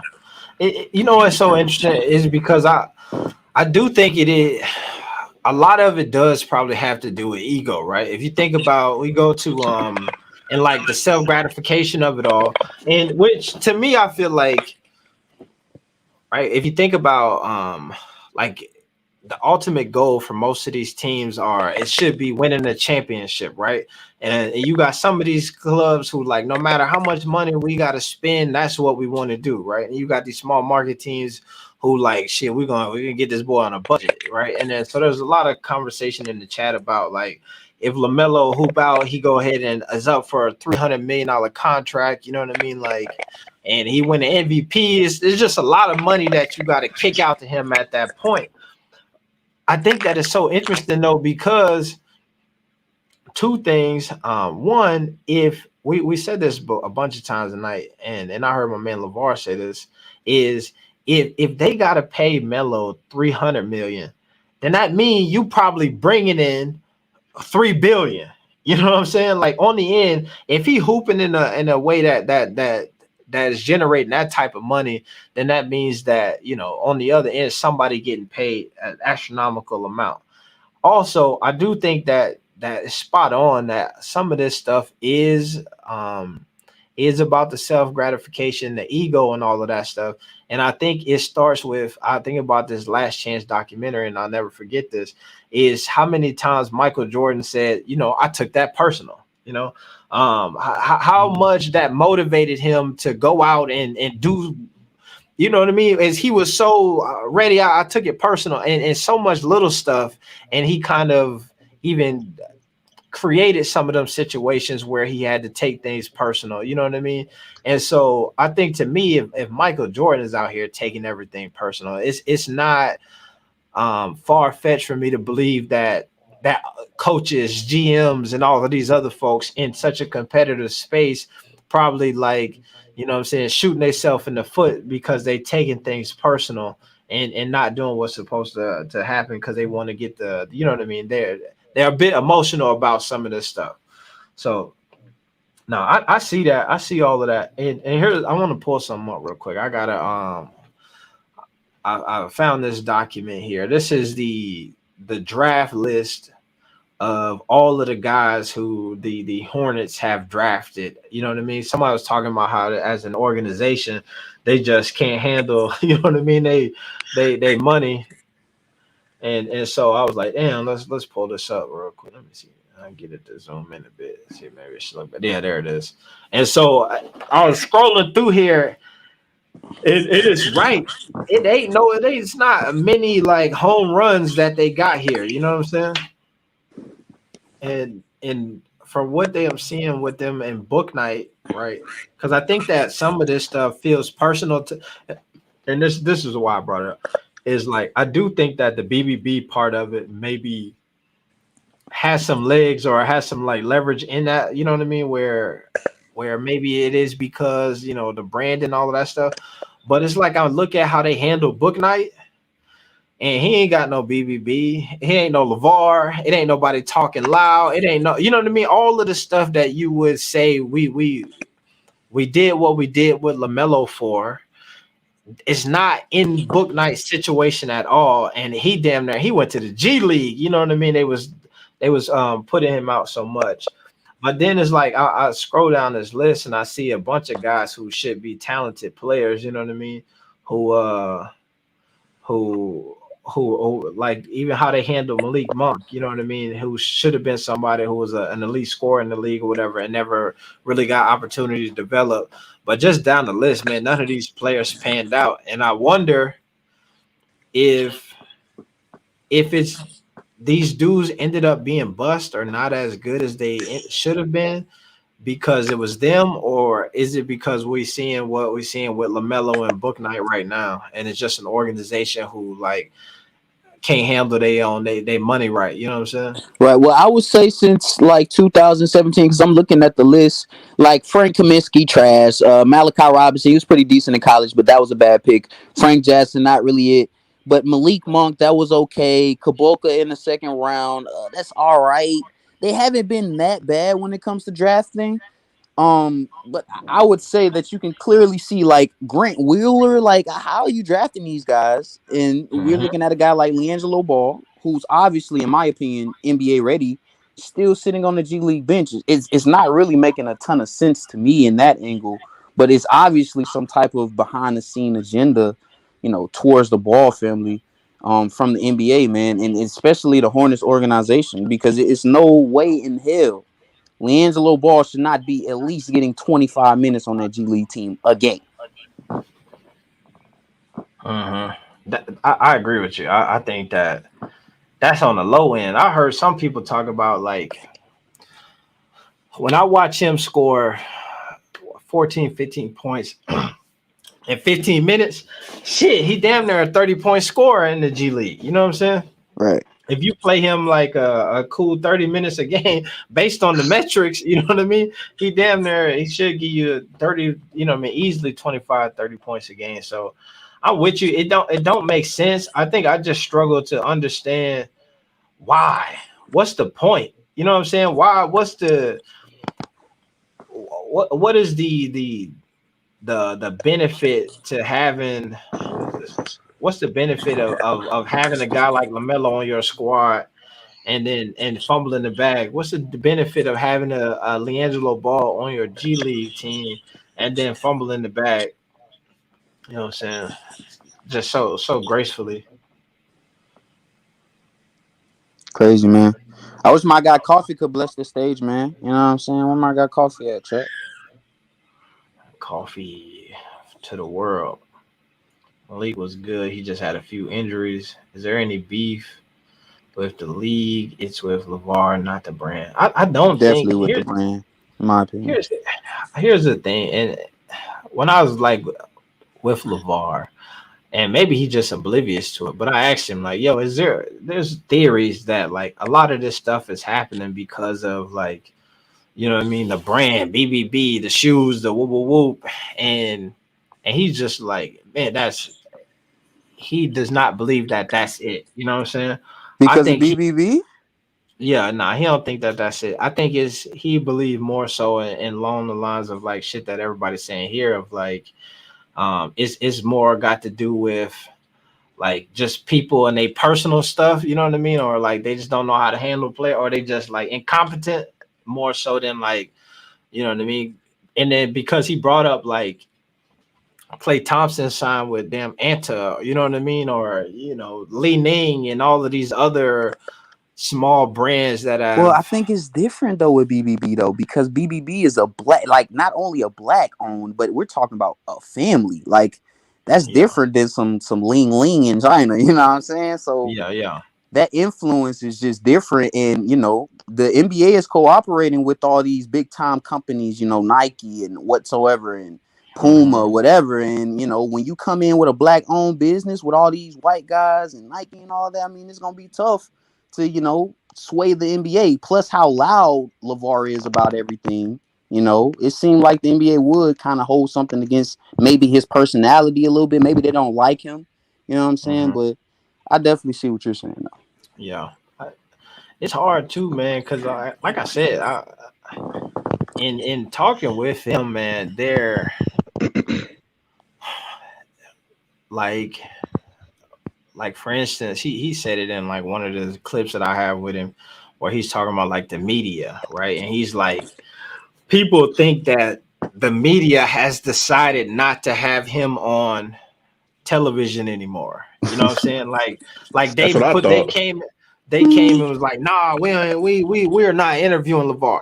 And it's more so like he's like one of them dudes who, like, if you screw him over, he don't vote with you no more. You know what I'm saying? Like, so you go listen to a Shannon Sharp who be on his side, but then be, you know what I mean, or Skip Bayless who say something that's left, and then they, you know, and it's not like they're not like, hello, LaVar, come on up. It's more like, I don't mess with y'all. I ain't coming back up there, right? And it's the understanding that, and this is the thing that I think like the league knows it when it comes to like the Ball family in general, is that when you put one of them up there, like the traffic comes right behind it. Shout out to my man, God of Blackness, man. Always coming through with the cool super chats. Right. But so that's what he was like. He was saying to me, I know people are going to be like, who the hell is AB the Hero? Why is he sitting down with AB the Hero when we just offered him X amount of dollars to come do an interview with us and he turned it down? And then he just went and hooked up AB with an interview for free. You know what I'm saying? Like, so that's where I think also he don't think like it's them trying to blackball him per se, is because they still be calling like, shit, come up. You know what I mean? When he was saying, whenever like we went to the Bulls game and he's sitting next to me, and then they had him like go out the back, right? Because everybody was circling around him and people wanted autographs. He signed autographs. He was there with his wife and was trying to get her out. And then so they let him go back to the spot where the players and stuff goes out. And then he's like, he's the dude who everybody on the away team and the opposing team then comes up to him and was like, what's up, big baller? And then is like showing him love. You know what I mean? NBA, you talking about NBA players, AB? NBA players. Damn. Okay. He said like the coaches, you know what I mean? Like people like actually love him. You know what I mean? You said that Bulls game, right? Yeah. Okay. Mm-hmm. Yeah. So at the Bulls, so he was saying he talked to Vucevic that night. He talked to and he was like, and I think this is not off topic to talk about. He was like, you know, because Vucevic was in a bit of a slump, and he was like, man, I'm trying to come out the slump, and he was like, I was telling him, bro, don't even think about that shit. You know what I mean? Like, you got to just play basketball. He gonna get you know what I mean, and hyping him up. And he's like, the owner, and there's people coming to talk to me. And so he gets so much love that, like, I think that's why to him it's not like folks like, we don't mess with the brand. It's just like, right, more so don't mess with y'all, nigga. You know what I mean? Yeah, now when because like Vucevic, my bad. You can go ahead. Oh no, well, I was just gonna say, I don't know. I had like a conspiracy theory around that whole thing, but I think I'm gonna put that on the back burner. But I was gonna say, I mean, shit, even when the players was wearing like Supreme arm sleeves and stuff like that, I mean, the league stopped all that too. So I don't know. It could just be that they, on one end, it could be that they don't want like any brand that's not affiliated with the NBA to get any shine. You know what I mean? You can't wear Supreme and all that stuff like that. Right. That's what. Yeah. You know what? And you saying that reminds me of this comment here from Enjoy Tanner. I have birds that got a lot of money in this space, and they care more about the loud clips, making the league look less family friendly. And so what you're talking about was Supreme, right? Where J.R. Smith got the damn Supreme, the logos and all of this right stuff. And I even think about like the NBA and how they was trying to dress code players and stuff like that. I can Don't see forget the how BBB tattoo, right? the Didn't they have the to B, make LaMelo or Yeah. Lonzo cover up the BBB Yep. They tattoo? made him cover it up. Yep. nah, he did they make him cover it? I think he just Nah, he covered had to up put a on He piece did of it on his tape over own. that BBB tape. When he was on the Lakers, he had to put a piece of tape over it. I'm pretty sure. Yeah, I could have sworn that was a thing for sure. Yeah. Oh, see, but so I can see how, like, you know what I'm saying, it's not a BBB specific situation, but more so like, yeah, either, you know what I mean, either companies who are, you know what I mean, Right, a bit more in the culture, you know what I'm saying, right, and they don't want to Mhm. integrate right, it too much like that, or, right. you know, Facts. if it is solely just image Right. related, Because I that wouldn't makes say sense. it's like his image when it comes to like NBA players. Like you mentioned Vucevic. I know Vucevic has a very high respect level for LaVar because he mentioned like I think he said his two sons or he has twins or something like that. He said that he wanted to be like LaVar and have his sons kind of be like in the mold of LaMelo and Lonzo where they're playing in the NBA. So I know for a fact like players around the league definitely have a high regard of LaVar. I just think it's more Mhm. about like the business companies and all the people behind the scenes that's playing golf with Adam Silver, 2 or 3 days out the week. I think those are the people that's kind of hating on LaVar and the big baller brand. That's just my Mm, opinion. Yeah. yeah. I'm gonna go ahead and throw out my conspiracy theory. I thought the NBA had an issue with like strong black fathers for a little bit, honestly, man, because it seemed like they kind of, or like the players that's like known for having like grown up in single parent households and whatnot. It seemed like they kind of get pushed more to the top, even Mm, even if they like, I mean. I don't know. That's just a conspiracy theory. yeah. That probably don't You mean know, nothing. But at the same time, it's like it do seem like because I remember when Zion got drafted, like he was up there with his stepfather, his mother, and his little brother. And like when they asked him, they was like, "Well, you got anybody you want to thank? Like you thankful for?" Like, "Oh well, I just want to thank my mom and whatnot." It just seemed like he didn't really give his dad a whole bunch of play. You know what I mean? And it just seemed like mhm. the NBA kind of like that. Like I don't think they. I don't know. I Yeah, like You, that, Charlie. you It, see it it in kind of sports seemed that in way. general when it comes to that. You know what I'm saying? We saw it kind of with Serena Williams' dad, and I know Yeah, I hell know it's a yeah. movie coming out about that, or it's like some type of it's It's out. already out. King Yeah. Richard. Yeah, right. So if about y'all they haven't dad. watched that, y'all watch that. You'll get an in-depth look of like, Yeah. people don't really like these strong black fathers, man, Yeah, especially when they're loud about it. Like they hate Yeah. that, and yeah. we saw that with LaVar Ball, with the whole Hmm. the Molly situation on ESPN and things of that nature, where they tried to Facts. ban I him was just because of about to say basically that. That nothing. was so stupid. It Oh my is god, I'm Yeah. still mad about that, bro. That was so stupid, bro. And That was You so know dumb. what? Here's what I say. I think you on to something there, but I think it's like it.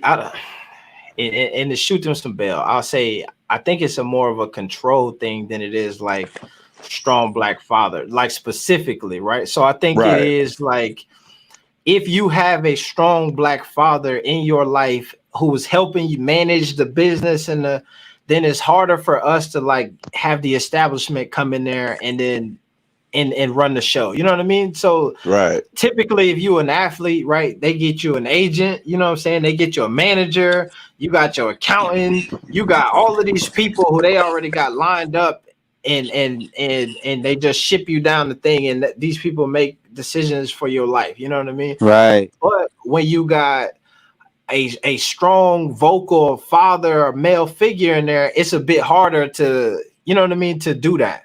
And I Right. think when you have these guys with the single moms and stuff, like there is still always for young men growing up, we always are looking for like our dad like figure Right. to be in our life. So even if we got my man Ball Facts in here, even if we are Shout out Ball Big Fact. ball facts. What's good? Yeah, What you shout out deal Ball had to shout, Fact. come through What for up, AB, you Ballface? know. yeah. I appreciate it. So let me say, even if we are, so if you have your mother in your life, as a man, you always look at, you know what I mean? There's so all of these guys who single, you know what I mean, who are single moms, there's a coach somewhere who they like, oh, he was like a father figure to me. There's Right. a, you know what I mean? Like everybody got that guy who is like it's a father figure. So it's easy for them to be like, oh, here go your father figure guy. You know what I mean? It's the coach. He gonna help you out. And when you got any decisions, we gonna tell him what to tell you. You know what I mean? And so when Hmm. you are that like strong, you got that strong black father, a strong father in your life who ain't gonna let that happen, then folks, you know what I mean, they rebel against that a little bit. They don't like that. Yeah, and they starting to give they starting to give LaVar a lot of credit. Like I be watching the Bulls games, and I heard Stacey King talk about he did a good job raising the boys, and anybody would love to have a father like LaVar. You know what I mean? Shit, you can see it. Like, I mean, I don't know, man. They just I don't know. They just going against my man and shit. Like, we all appreciate what LaVar done did for sure. Yeah, facts. Sure. Shout out to I do not do humans for the super chat and all that stuff. Man, we got the man. MJ wants Book Knight to be the face of the Hornets. Oh man, that's a theory. If he face of the Greensboro going about Swarm. it I was about to say he going about it the wrong way. He got playing in Greensboro. If he want that to happen, he fumbling the bag again. What's up, Ball Facts, man? You've been tapped into the conversation for probably 2 minutes. You know what I mean? Okay, yeah. So I just heard you was talking about strong black men and what the NBA like or don't like. That's what I heard. Yeah. So we were kind of going through this talk about the conspiracy theories around, you know what I mean, like what's happening and all of that stuff. And then one of those was like, you know, because the question that I was having is when folks watch the Hornets game or they watch, I see what's happening with the All-Star situation and with the promotion not being there, is like, why would you do that? You know what I mean? Why, if you have this generational talent, why not put the pieces around him to have him be the best he can be? Why not promote him to be that all-star? Why not do these things? And if you're not going to do it, what's the benefit for these organizations? And then so with that came some of these, like, you know what I mean? Like maybe it's emotional, maybe it's like, you know, they just petty, maybe it's, you know, the money situation, they cheat, you know. So that's kind of where the conversation was headed or stemmed from. I got you. Yeah, I do believe that if LaVar was not in the picture, the NBA will be pushing LaMelo Ball a hell of a lot more.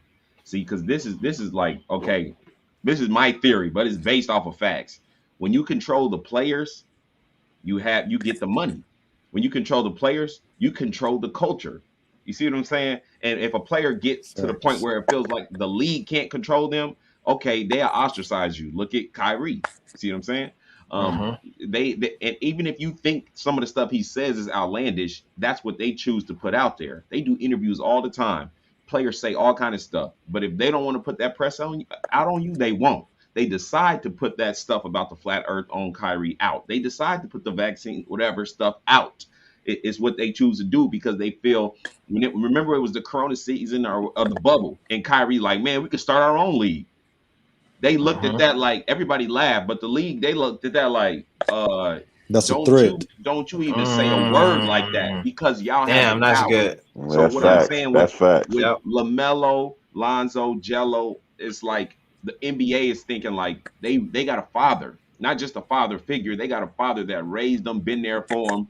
Does he have more influence over them than us? Does he have more? Oh, so you agree with me, Ballfest? That's what I was saying earlier, AB. Like, is it more about money, or is money more important to the NBA, or is it about impact and influence? And Ballfest, you say it's influence. Yes, and it's like it's both at the same time. But I will say it's more about influence than anything because these people print money. But whenever you have an athlete like LaMelo Ball, Lonzo, LiAngelo, where they got the millions of followers, subscribers, all that stuff, now you can generate wealth in any way you want to now. See, the NBA loves pubbing people because it pubs the NBA. But if you got a triple B tattoo on your arm, they not just pubbing the NBA anymore. See, so that make you cover that up with a sticker. But and then once they do that, see these other players, when you look at them, all you think of is the big brand and the NBA. You look at LeBron, you think Nike, you think NBA. That's what you think. Now, when you look at Lonzo, LaMelo, and Jello, you got a whole nother concept that comes to your mind. And that is brand empowerment. And that's why when, Lonzo had said, like, maybe we should change the name. LaVar's thinking like, what? Man, we already put this thing on the map. Like, it's already stamped in their mind. They see a Ball brother, they see the triple Bs. So it's a lot more 100 for the NBA to really just push these boys because they represent more than the NBA has bargained for. But there's such a generational culture talent that is shaking things up. You can't deny them. You got to put them out there, But now they calculating the steps and seeing how they want to promote them, how they want to do it, baby steps. They do experiments. If we do this, will that happen? And how they trying to hush LaVar down, but it's bubbling under the surface. AB, because people like me and you, we pushing the culture forward in a different way. We got fans out here. A couple people that I was shocked that knew about me. That I said, "What? Are you kidding me?" And I'm like, how come I don't never see you post nothing on your Instagram? You got millions of followers. You got this, that. Why don't you? They don't want to take that risk and jump out the window and get with LaVar Ball and might get canceled. But he got tons of people that's fans and following and all that. So, just like my man just mentioned, Stacey King, you ain't gonna be able to suppress it forever. That's like what I told Jello. I said, man, it's only a matter of time. They can only delay what's coming, but it's coming like a tidal wave. You can believe them facts. Believe that. Big ball facts, man. Stop playing. Yeah. That's deep. He got deep out here. That's a great take.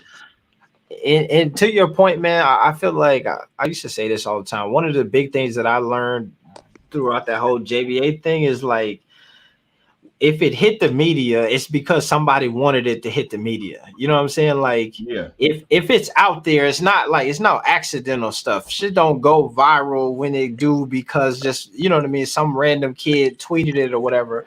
People pick it up with some type of agenda and like, you know what I mean, and they put the piece of it out that it's just like a couple weeks ago.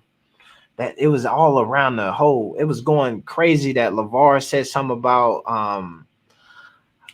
Michael Jordan.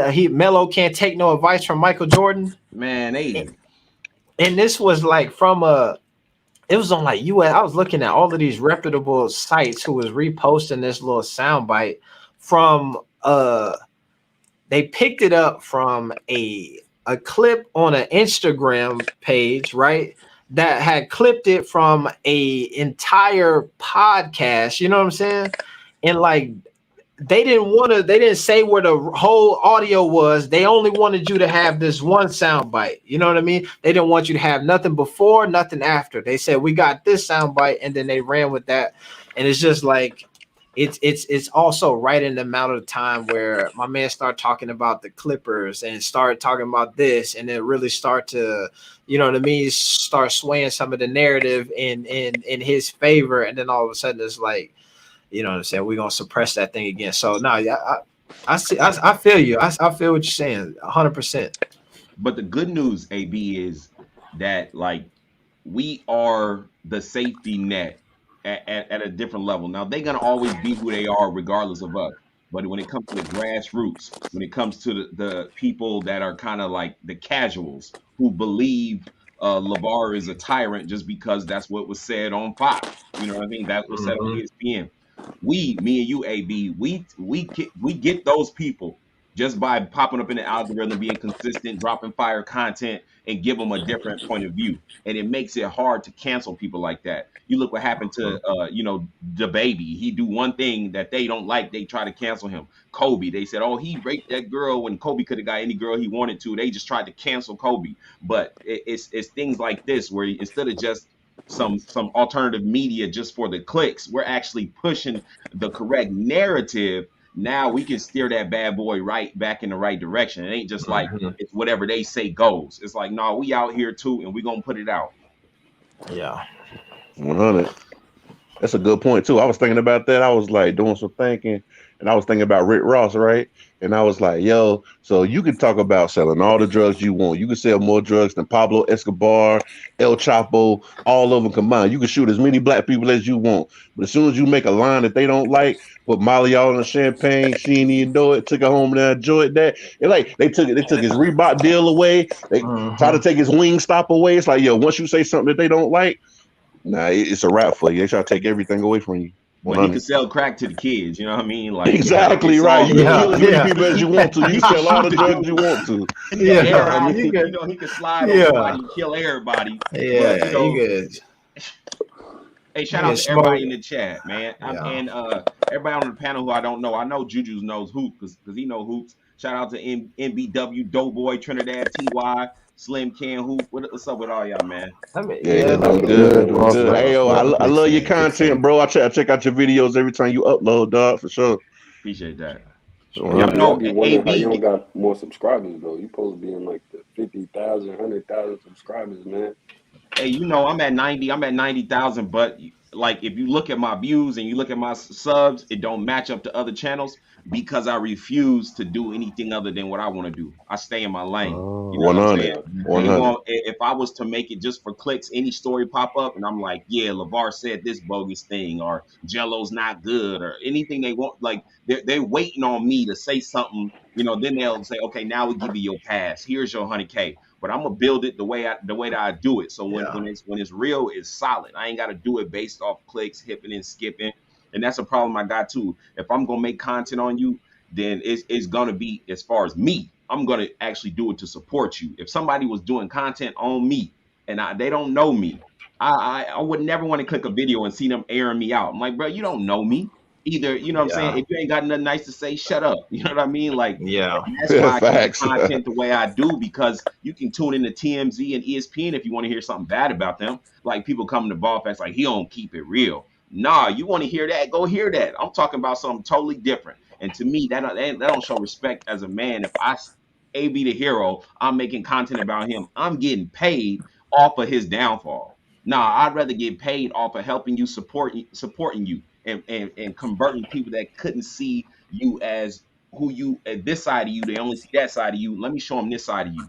And if we all had somebody like that for us, whether you did music, whether you was making a moving company, a lawn care, that somebody just supported you out of the blue, and wouldn't you love that? You know what I mean? So I hope that we start a new wave for the culture and just see a lot of different channels popping up where people, it's not all about just the clicks. It's something a little more into it. Yeah. And you know what, man? Here, I always say along the lines, I understand how much like this platform impacts my own personal life. You know what I'm saying?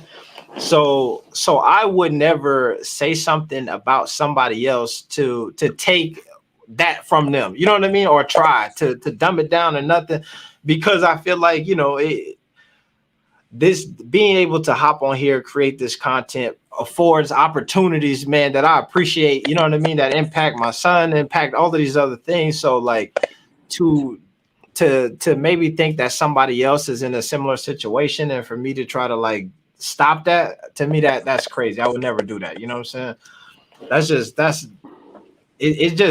That's the way I think about it. You know what I mean? And I'm with you on that, man. I think it's too much positivity out here in the world, man, and it's too much to go left and spend too much time like dogging and dissing folks, And haven't we learned anything from our community? That energy you put out, that seed that you sow, that now you got to keep that same energy everywhere you go, because somebody gonna talk to you about it. And it don't matter how big and strong you is, you know what I'm saying? Your day can come. So when you live with that vibrato of you always checking somebody and you gonna keep it real and talk bad about people, now you got to keep that energy. And it ain't always what you want to keep when you grocery shopping with your kids or something.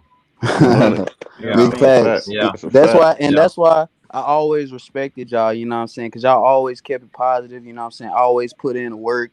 Y'all have influenced, like, including like DJ Raw and Cut Truth, Flight Sports TV, DKM, man. Y'all influenced so many content creators, impacted so many content creators like myself, other people on the panel, people in the chat, you know what I'm saying? So I really appreciate y'all, AB the Hero, Ball Facts, man. I love what y'all doing, man, you know what I'm saying? So, I support y'all for sure, man. I appreciate y'all, keeping that shit positive and influencing the youth, man, you know what I'm saying? Yeah. I'm just glad somebody see what I see. Like, I done heard so long that people talk about the Ball brothers ain't good. You know what I mean? Jello trash. I'm like, yo, like, do anybody else see what I see? Obviously, people do, because, y'all got growing platforms, and, it's a lot of people that want to come in and show love, and, with the comments and whatnot. I feel like we all see that, it's something big going on, and it's a good thing. Really good movement for sure.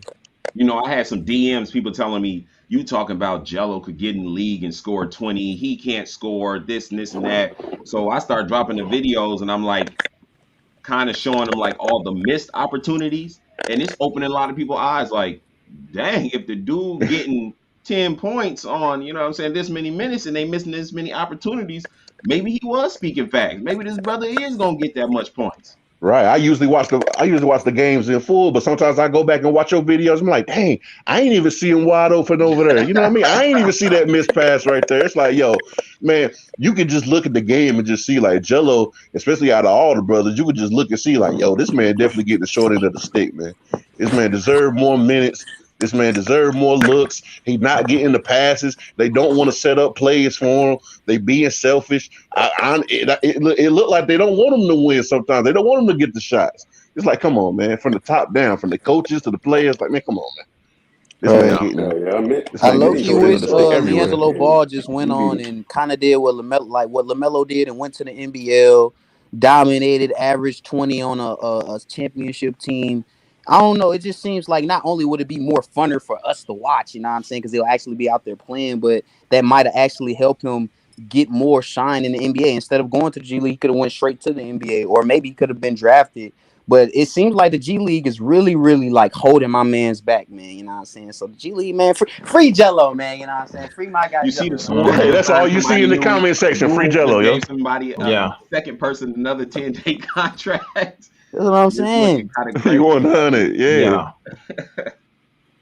Hey, but AB can attest to this because what made me like I spoke a lot of facts about Jello just on the videos I watched, but when I seen him up close and personal, and I seen just his presence on the court, his demeanor, and how he was moving people around so easy, how he was always getting to the spot he wanted to get to. I'm like, everybody says he can't dribble. I want to see this up close and personal. Ain't nobody steal it from him. He only got to took 2-3 dribbles to get where he wanted to go. I understood that the man simplified the game to the point where it don't take all that to get all that. And what I mean by that is it don't take the most fancy things for him to get 30 points. He could just get it. And when you have brothers like Lonzo and LaMelo on your team that like to pass and dribble and do all that, what the heck would you need to be doing all that dribble for? So it's like that made me have more confidence in the videos that I make because I seen him up close. And then afterward, talk to him, you know what I'm saying, about what he's seen. And I honestly didn't. I knew that he had an IQ, but I didn't know that he had it the way he does. Facts. It's like people forget. It's like people forget that Jello was the leading scorer on the greatest high school team of all time, that Chino Hills team. Jello was the leading scorer. Like he was the one putting up, a lot of the buckets. So it's like, come on, man. You could just see it from there. It's like, and you look at it now in the G League, it's like, yo, this man doing stuff like we really haven't seen. It's like every time he get the ball and he wide open, like it's like knockdown. More than likely he gonna hit the shot. You see players in the NBA now that just miss shot after shot after shot, but they gotta get hot. It's like this man come off the bench and he already got the microwave on. Like let the sniper snipe. Right. They gotta wake up on LiAngelo Ball. We gotta remember, right? He was just in Summer League, and I don't know why people don't think about this, right? In Summer League, I don't know why people don't take Summer League more into like when they think about LiAngelo Ball. Because Summer League, he's playing against NBA players. He's playing against NBA rookies that we're seeing now. This rookie class is special. Evan Mobley, Scotty Barnes, all these guys that he's playing against in the G League. Even a guy like Scotty Barnes. You said who? Remember when he locked Scotty Barnes up? That's what I'm saying. He's playing deep. That's what I'm saying. Facts. He was playing defense on Scotty Barnes, and people shit on Jello's defense.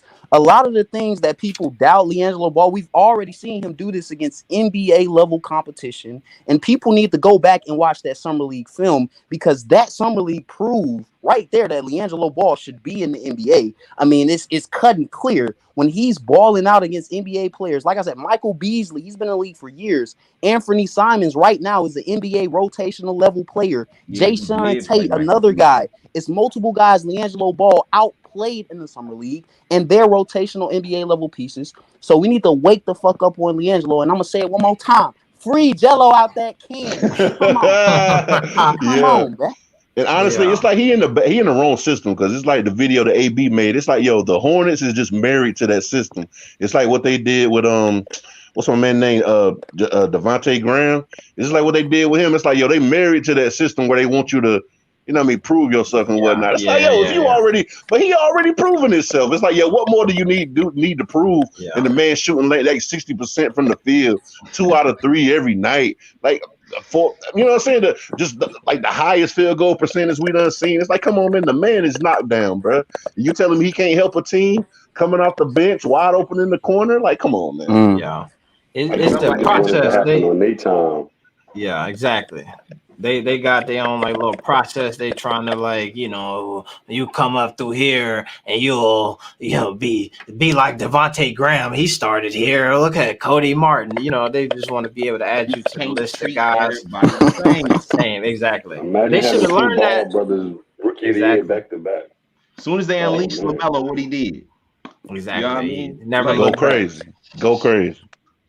people be having the nerve to somebody. I mean, I'm talking about tons of theories. People hit me up with like, you know, they're just working LiAngelo back in because he's not conditioned yet. He hasn't played in years. I said, oh, what? Boy, we talking about a Chino Hills dragon that done ran hills. Yo, fat them hills, boy. He in better shape now than he was then. Come on now. Yeah. And I didn't know he was that fast, bro. You see, whenever he got that steal in the showcase, it's like, yo, my man was hawking shit. I'm like, what the fuck? This man can move, dog. Ain't no way. This dude is a wide receiver. Listen, he's a wide receiver. He run down and catch the pass over opposing guards all the time. And big man, he used to that. Sprinting down, he running routes, cut, boom. And they say, oh, he's too slow. What are you watching? Facts, man. And even down low in the post, it's like, yo, he's shorter than the big man, but he out hustling the big man down there. I'm like, yo, this man got that dog, and I like it. So why they keeping him out, Ball Facts? Man, I don't really even like to talk too much about it. Like, you know, it's a lot of different theories. So I ain't gonna say nothing. I guess I could say my opinion, but I'd rather not. This is a conspiracy theory episode. Conspiracy theories all the way around. Yeah. 10-4 hats for everybody. Yeah, I'm here soaking up the I'd much rather knowledge. just show the reason that he should be getting picked up and let everybody else figure it out. That's what I like to do. And I keep everybody honest because I know what they do is after the game, they don't mention his name. He's not on Sports Center. And then they act, and then people want to see he ain't this, he ain't that. I'll say, okay, well, I got you right here. We're gonna drop a 100K view video on you right now. We're gonna let the people know it's not going down like that. Somebody gonna have to answer these questions. We're gonna spread this word. They don't put the man in the game, but they still use his face for advertising. This false advertising the hell out of people. Like, you think Jello about to play? They're using his face. It's like, come on, man. Y'all using my man. How old is he, Facts? Jello? Yeah. 23. So we on the time frame, right? Eventually, he gonna be in his prime in a minute, right? Yeah. We on the time frame. So sooner or later, like, they're going to have to start making some decisions about how soon that we can get this man in there. I say he should be called up this year, but you never know. On what I just think, I think he's going to get called up this year. With all these COVID protocols, he got to get called up, man. I don't see how he don't. Yeah, that's what I think. But there is a lot of things behind the scene that, you know, they're working on. They're not sitting around twiddling their thumbs. Jello in the gym and, you know, the whole Triple B camp, they got plans and they making moves and they do what they do. It'd be like nothing going on. Next, you know, you hear LiAngelo's on the Pistons, nothing going on. LiAngelo's on the OKC Blue. You're like, everything is okay. I'm not worried, really. With all these players getting called up, I mean, he should get more minutes. At least that's what we hope. He should get at least a 10-day. Like, McClug got a 10-day. And I'm like, what? Jello been trying to get in the league for years now, and McClug get a 10-day before Jello. Like, what is really going on here? That's what I don't understand, man. I can't believe it. I can't believe it. They trying to delay the prophecy, and I've been calling it that. I've been seeing that spread too. That LaVar Ball prophecy is coming, and they scared of it, but it's coming. All three, agree. One team. It's an avalanche, man, and ain't nobody stopping the Triple B's Clippers, for nothing. Inglewood, Clippers, Inglewood. I've been saying it. I've been calling it. I'm telling you. Hey, Doughboy, I said that like 2 years ago. I said, for some reason, I just believe that the Lakers is not going to work out, but they going to be in LA. It's going to be the Clippers. And that's just kind of like what I threw out there thinking that, you know, that might happen or whatever, but nothing is off the table. Nothing is off the table. I'm going to tell you that much. That's true. Like I said earlier, if they play it right, Lonzo and LaMelo both will hit unrestricted free agency in the 2025 season. If they wanted to, they could move anywhere. Yeah, that's what's going down because, you know, Lonzo got that player option and LaMelo, you know, his is up. They going to do what they want to do. If he wanted to, he can sign a 1-year, $30 million Hornets have to match that, and then at the end of that, he's an unrestricted free agent. That's what I do. I signed a 1 year on their ass quick. Trying to play me. Let me get that 1 year deal about you. All the Ball brothers on the Knicks. Shit, people finally watch the Knicks again. Yeah, let's go. I'm with it. They'll go anywhere, but I believe they want to get back to that warm weather. But you know, if that's where they had to go, that's where they would go. What's crazy about 2025 would be if you look at all the LA contracts, there's no one on there except AD would have 1 year.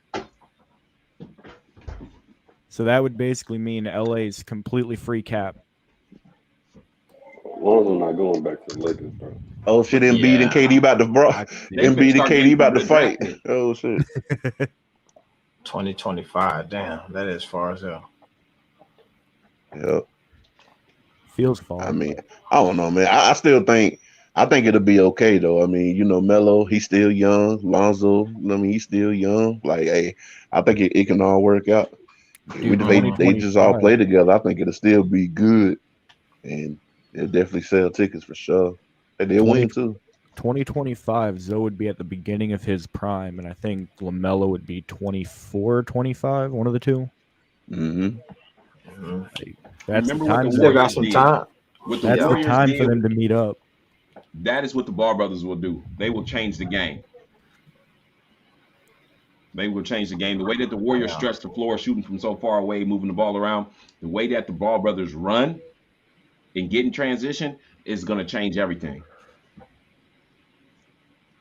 Remember, I said it. I like remember when stadium coming. They just need to find someone that's 7 foot and fast.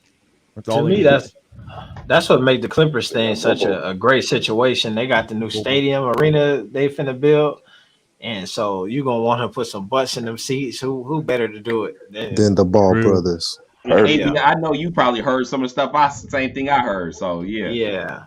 Steve Ballmer won a championship bad over look at these jokers got the inside info. Don't they though? They be withholding the information. I'm telling you, they got the good stuff. They withholding the information. Don't tell nobody. Could you imagine the Hornets turning down either Kawhi or Paul George?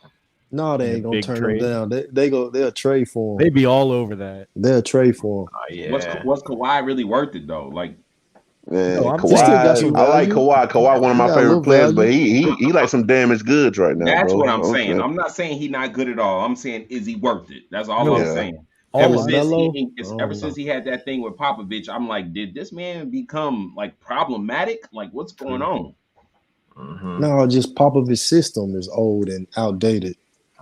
Which is a similar system that they got built up here in Charlotte. That's correct. And LaMelo doesn't really. Oh yeah, he come from the Popovich system, right? Did James Borrego come from the Spurs? No, y'all see. LaMelo don't really like their system either. It's too slow. They playing with his minutes, etc.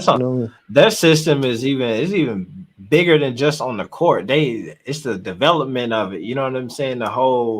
That's where it become problematic. It's not even just the like how you hoop, and it's the G-League and who get to play there, and then how much time you got to spend, and then you got to come off the bench if you're a draft pick, and we want to play it slow, and it's you know what I mean. It's that whole Popovich in control of everything system that they trying to run. That's it just don't work when you superstars. You know what I'm saying?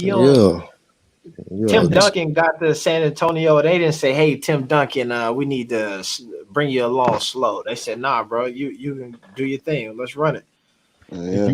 If you want to throw it at the Clippers like ball facts, and we want to get into conspiracies, look at this. Like ball facts, I don't be getting no conspiracies. No. You're not throwing the conspiracies. You're saying Clippers. No, look at this. Look at this. Right? What do the Hornets always do? They signed Nick Batum, injured old dude at the end of his career, gave him max money. He's over. They bought him out. They signed Gordon Hayward. Old dude injured at the end of his career, max money. Kawhi in 2 years, when LaMelo's coming up for an extension, is an old dude at the end of his prime looking for max money. I see a sign and trade going on. It's a trend. Yeah, right. It's a trend. They'll take them. They're like, we got an all-star team. They be limping. Kawhi out there with a peg leg. Hey, I wanted to ask you this, AB, but everybody can answer. Usually, you see teams promoting 1, 2, 3 players for the All Star. You know how Yo, Lonzo we got just left talked out. about that, bro. We But literally just talked about that, bro. but who are the Hornets gonna leave out? You got Miles Bridges, you got LaMelo, you got Terry, you got Gordon. When they drop their post, who they gonna leave out? Well, shit, that's what we were talking about. Yo, we literally just like a 30-minute conversation about that. Yeah, but my bad. Just you good now. Let's run it. Let's run it. Who y'all got left out? Because we saying like they done somehow left everybody out. You know what I'm saying? They should have already had their post drop. They post should have dropped on the 25th on the first day. It's 2 days around. Yeah, on the 25th, every vote counted as 2. So they should have had the post already set up, ready to go, and that should have hit. They gonna wait till January to start promoting for All-Star. You know what I'm saying?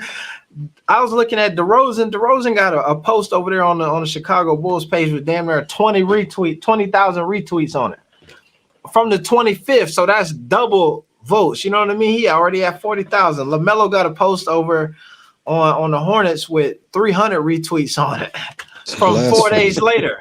It's blasphemy. Yeah. Man. It's blasphemy how they don't promote your star point guard into the All-Star. And he's clearly one of the top they're afraid. point guards in the East. Sign up Puma, Michael Jordan don't want that. They're afraid because they want to sign Miles Bridges to an extension. They want to keep the Hornets are cheap. They want to keep him nice and cheap. Yeah, you're right. They cheap, man. They don't want to give him that max extension. So if they just hand the team over to LaMelo right now, they wonder if can they keep the locker room. Yeah. But here's what I'm saying. This is you're not going to be able to keep everybody. Yeah, man. You got old players and players that don't fit. Players everybody that feel look like they in washed. their prime. There's no right pecking order. There's no leader. There's no head to the snake. So which way you going? Y'all better figure it out. Yeah. Is LaMelo Ball y'all's future or not? That's the question. I'm saying I think that Gordon Hayward is gone this season. I don't think Gordon Hayward stay with the team to the end of the season. I think he's ready to leave. And if they want to keep him happy, they're gonna get rid of him. They're gonna make the trade. Who gonna take his contract though? They're gonna send him back here to Indiana. Indiana love a good Indiana story. They love a good come home boy. They know they ain't winning nothing this year either. We might as well sell out every game. The whole college of Butler gonna be at the Pacer games. You know what I'm saying? He gonna be signing autographs for everybody. They finna get him up out of there. I seen when I was at the game last night. I was saying this.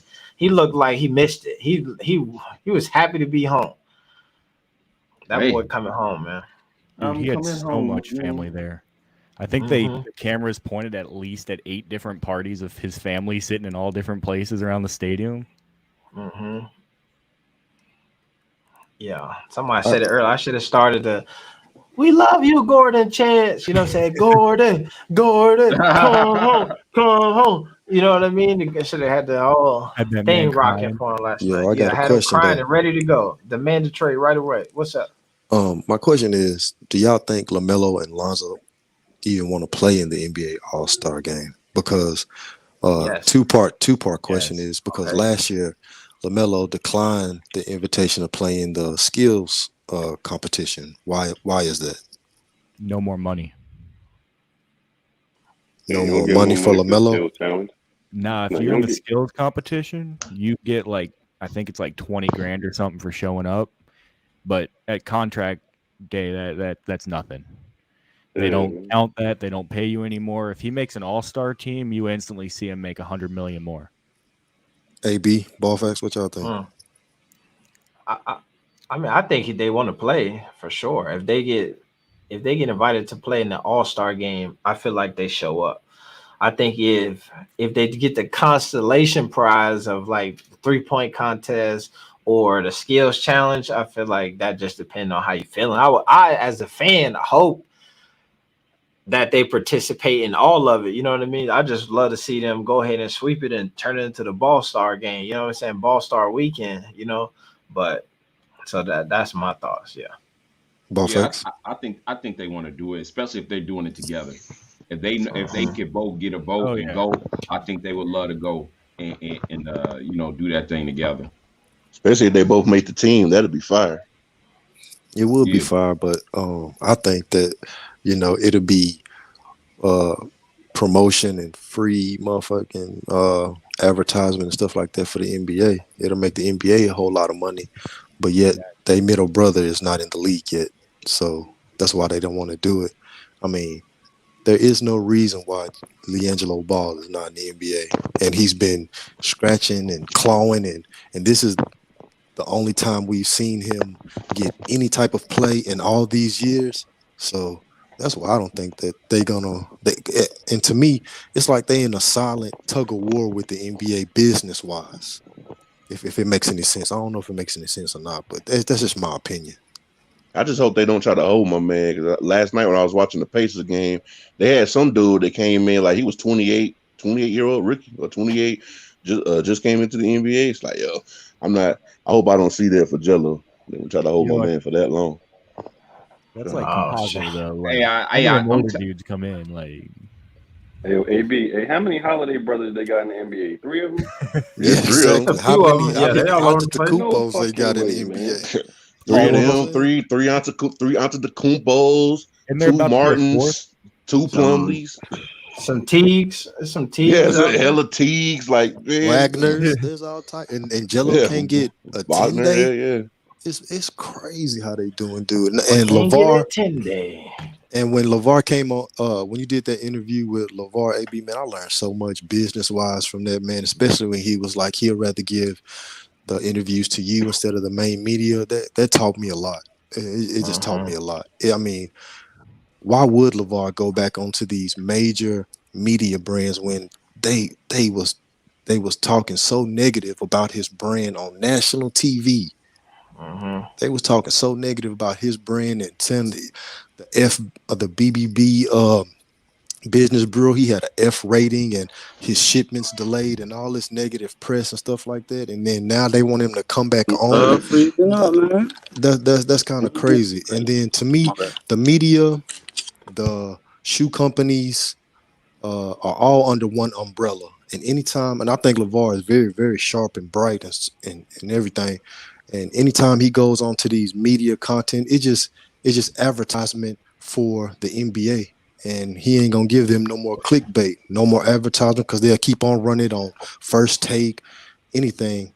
I got a theory on that. I think whenever LaVar first came on there, like they was just really trying to like talk him down. Anything just to bring this man down, just trying to like de-hype the situation. Like, you remember when Lonzo first came out, LaVar said Lonzo Ball is a 6'6" Steph Curry with a with a 40-inch vertical or something like that. Like, and they whole thing was just trying to like tear Lonzo down before he even got to the league. And shit. And as a good father would do, it's LaVar's job to build him up, regardless if it happened or not. But now I think that they not having him on because, as you see, Lonzo done, came back and had a resurgence and he playing great. Now it's not sensationalized anymore. It's not negative anymore. You know what I mean? So you can't come on there and say, oh, this about Lonzo, because Lonzo already showed you, like, he doing this thing, he balling out now. And LaMelo been doing this thing, and nothing, you can't say nothing bad about Melo. So it's like, I mean, like, how we gonna sell this? You know what I mean? In a negative way. Why don't you see Lonzo that's all it was. and LaMelo doing interviews with ESPN or Fox Sports 1 or anything like that? They don't do no interviews with none of them, do they? But I don't know, man, because the one thing I will say about the Ball family entertainment wise, like I've seen them in multiple movies. They was in the Black Widow movie. They was in the promotion for the Shang-Chi movie. So I don't know. Somebody in the entertainment industry kind of like them dudes. And they hella entertaining. I mean, it's good for entertainment. So I can see why. This is what I was saying earlier, is that it's funny because the media, they'll portray this whole thing like, oh, we don't like none of them. The Ball brothers, you know what I mean? Like, oh, Melo, he might be this, Zoe might be this, LaVar is that. Nobody messes with him. But then you put them in a movie marketing to the biggest audience in the you know what I mean? The Marvel audience is huge. So you gonna put if you got the whole entire NBA and we're gonna go get the family that allegedly nobody really care about and put them in there and to market a movie we want everybody globally to see. This movie is getting pubbed in China, it's getting pubbed in Japan, everywhere is, you know what I mean? They do these Marvel movies, huge budget, and we're gonna go get those guys. You know what I mean? That's the flip that the media do. But then when you look at the intangibles and you see what's actually happening, it all don't add up. Yep.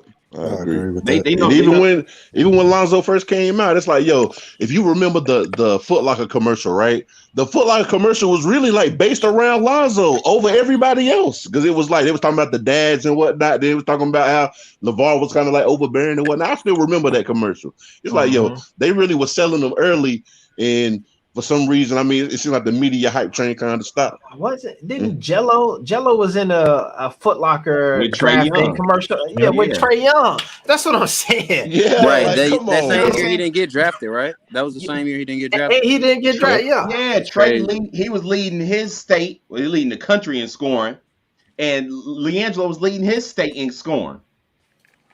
And that's why they took the both high scoring players. Popular, put him in a commercial, and one went undrafted, and he's still not in the league. Are you kidding me? Yeah, you can't make no money off of them because they have their own brand. You can't make only people that's making money off the Ball family is what? Puma and Lonzo's energy drink company. That's the only two brands that I see them promote, right? They got some called Power Hands. It's like this glove thing, and that little water shit, right? If you're that's their own stuff though. That's LaVar stuff. Yeah. Power hand. LaVar, I feel like Melo got a bunch of. Boy. Melo seemed like he got a bunch of either like I don't want to say endorsement deals, but partnership deals with. I see him doing watches. He got them NFTs. Don't he got a Fashion Nova deal too? A what? Or am I tripping? Does LaMelo have a Fashion Nova deal? No, I don't think so. I think he got his own. Yeah, he got his own. You remember when he took that picture in front of that Lambo, the green on green? Like, yo, that was everywhere. Yeah, that was hard. Yeah. And so this is what I'm saying. This is the type of dude LaMelo is. I remember they asked him, like, well, who you wearing? And he's like, shit, this is me. This is my name on the inside of this. You know what I'm saying? Like, so. We made this suit. He get it, man. That dude got some sense.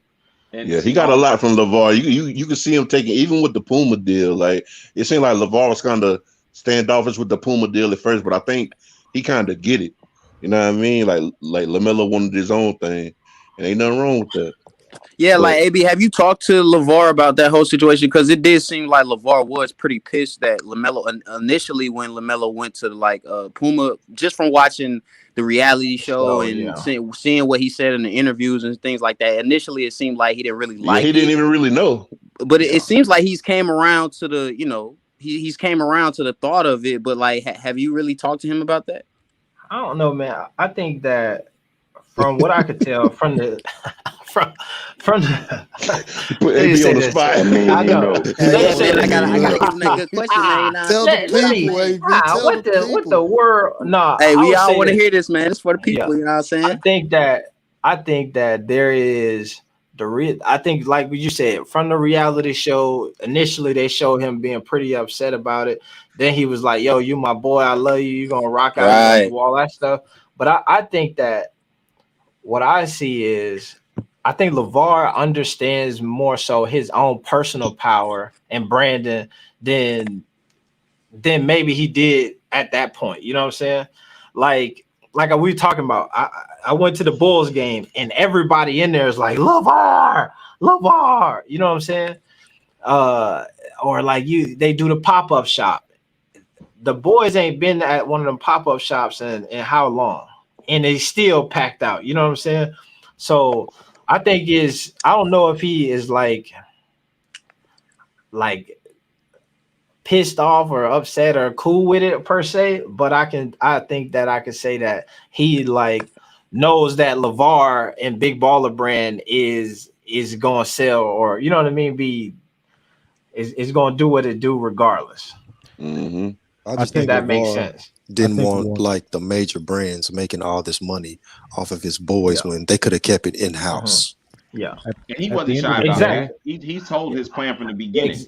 He was trying to basically, not basically, he was trying to make the money for his family. And so y'all can, NBA, you're going to get the money you get from the views. But when it comes to these clothes, these shoes, this and that, we going to do our own thing. And that's right. There we go. There we go. And I think too with the Puma thing is like he even said it in one of the interviews I had where he's talking about how you know what I'm saying, like the Kobe situation. It's like Kobe made $600 million, you know what I'm saying? A ton of money, right? But if Kobe made 600 million, that means how much money did Nike make on the other end of that, right? You probably getting billions. 5%, you know what I'm saying? Billions. Billions of dollars. So You know how big Kobe was in China? Whew, exactly. Exactly. So I feel like there always has to be a level of like, damn, we fumbling the bag. Because if Puma giving you 100 million, then Puma know that they finna make, you know what I mean, how much million off of that shit, you know what I mean? So Man, a ton of it's money. hard. I did It's a ton of some. money. It's just too much money. Yeah. At the end of the day, you end up kicking yourself like, y'all made how much? I made what?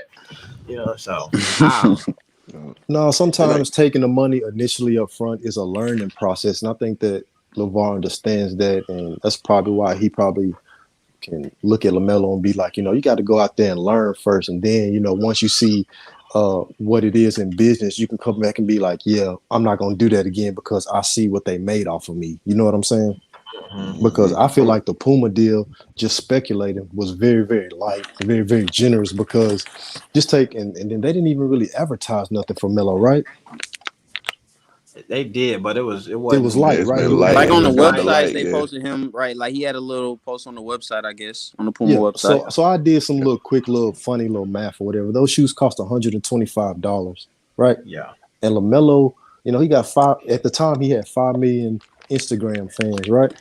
And he's an international star. Like if all 5 million people bought a pair of those shoes, Puma would have made over $650 million. You feel me? That's light. And they gave him a speculating $100 million. Like that's what LaVar is talking about. You feel me? But here's the thing that with the shoe deals, right?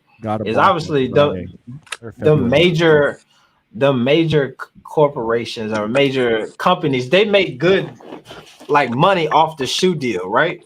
Because obviously they make the shit in bulk, so it costs them $5 to make the shoe on the high end, and then they sell it for $125. But where they really kill the margin is if you go get your Pumas and then you go buy a T-shirt with it. You know what I'm saying? Like they sold the $125 sneaker with a $90 jacket. You know what I'm saying? If it cost them $5 to make the sneaker, it cost them 30 cents to make the jacket, and the jacket is just as expensive as the damn sneaker. You know what I mean? Yeah, $75 hooping shorts. Exactly. So it's like you got to calculate the shoe cost, but then you also got to calculate the fact that, you know what I mean, every T-shirt or some short, the margin on that is even more greater than whatever you pay for the shoes. You know what I'm saying? And how they get you also is they say the MB1 jacket is $90, right?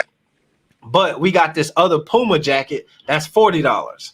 You know what I'm saying? So if you get a percentage off the MB1 jacket, but you don't get a percentage off the regular Puma jacket, you know what I mean? So I'm at the website. This orange is same orange, but it's cheap. You know what I mean? Like it's these businesses. Go ahead, cop the other. Good point. That's a good point. They make so much money off that, man. So that's how it turned from. It ain't even just a piece of soul. It's the whole, like, you know what I mean, dominoes that start falling. Yeah, it's the whole get out. And like bigger piece of the pie. Looking at it from LaMelo Ball's perspective, like, was it really the best move for him individually? For him to move on and actually sign with Puma, considering the money that he's making? Right now, probably, because I think it was only a 5-year deal, right? And then we're looking at BBB. Wait, AB, did you address what happened with the BBB stuff? What the BBB stuff? Like where they said BBB was suspended in the state of California? Don't believe that. Yeah. So that's so you're saying that's not true? I don't, because it was like paperwork and stuff like that. So I didn't. It ain't here. What should I say?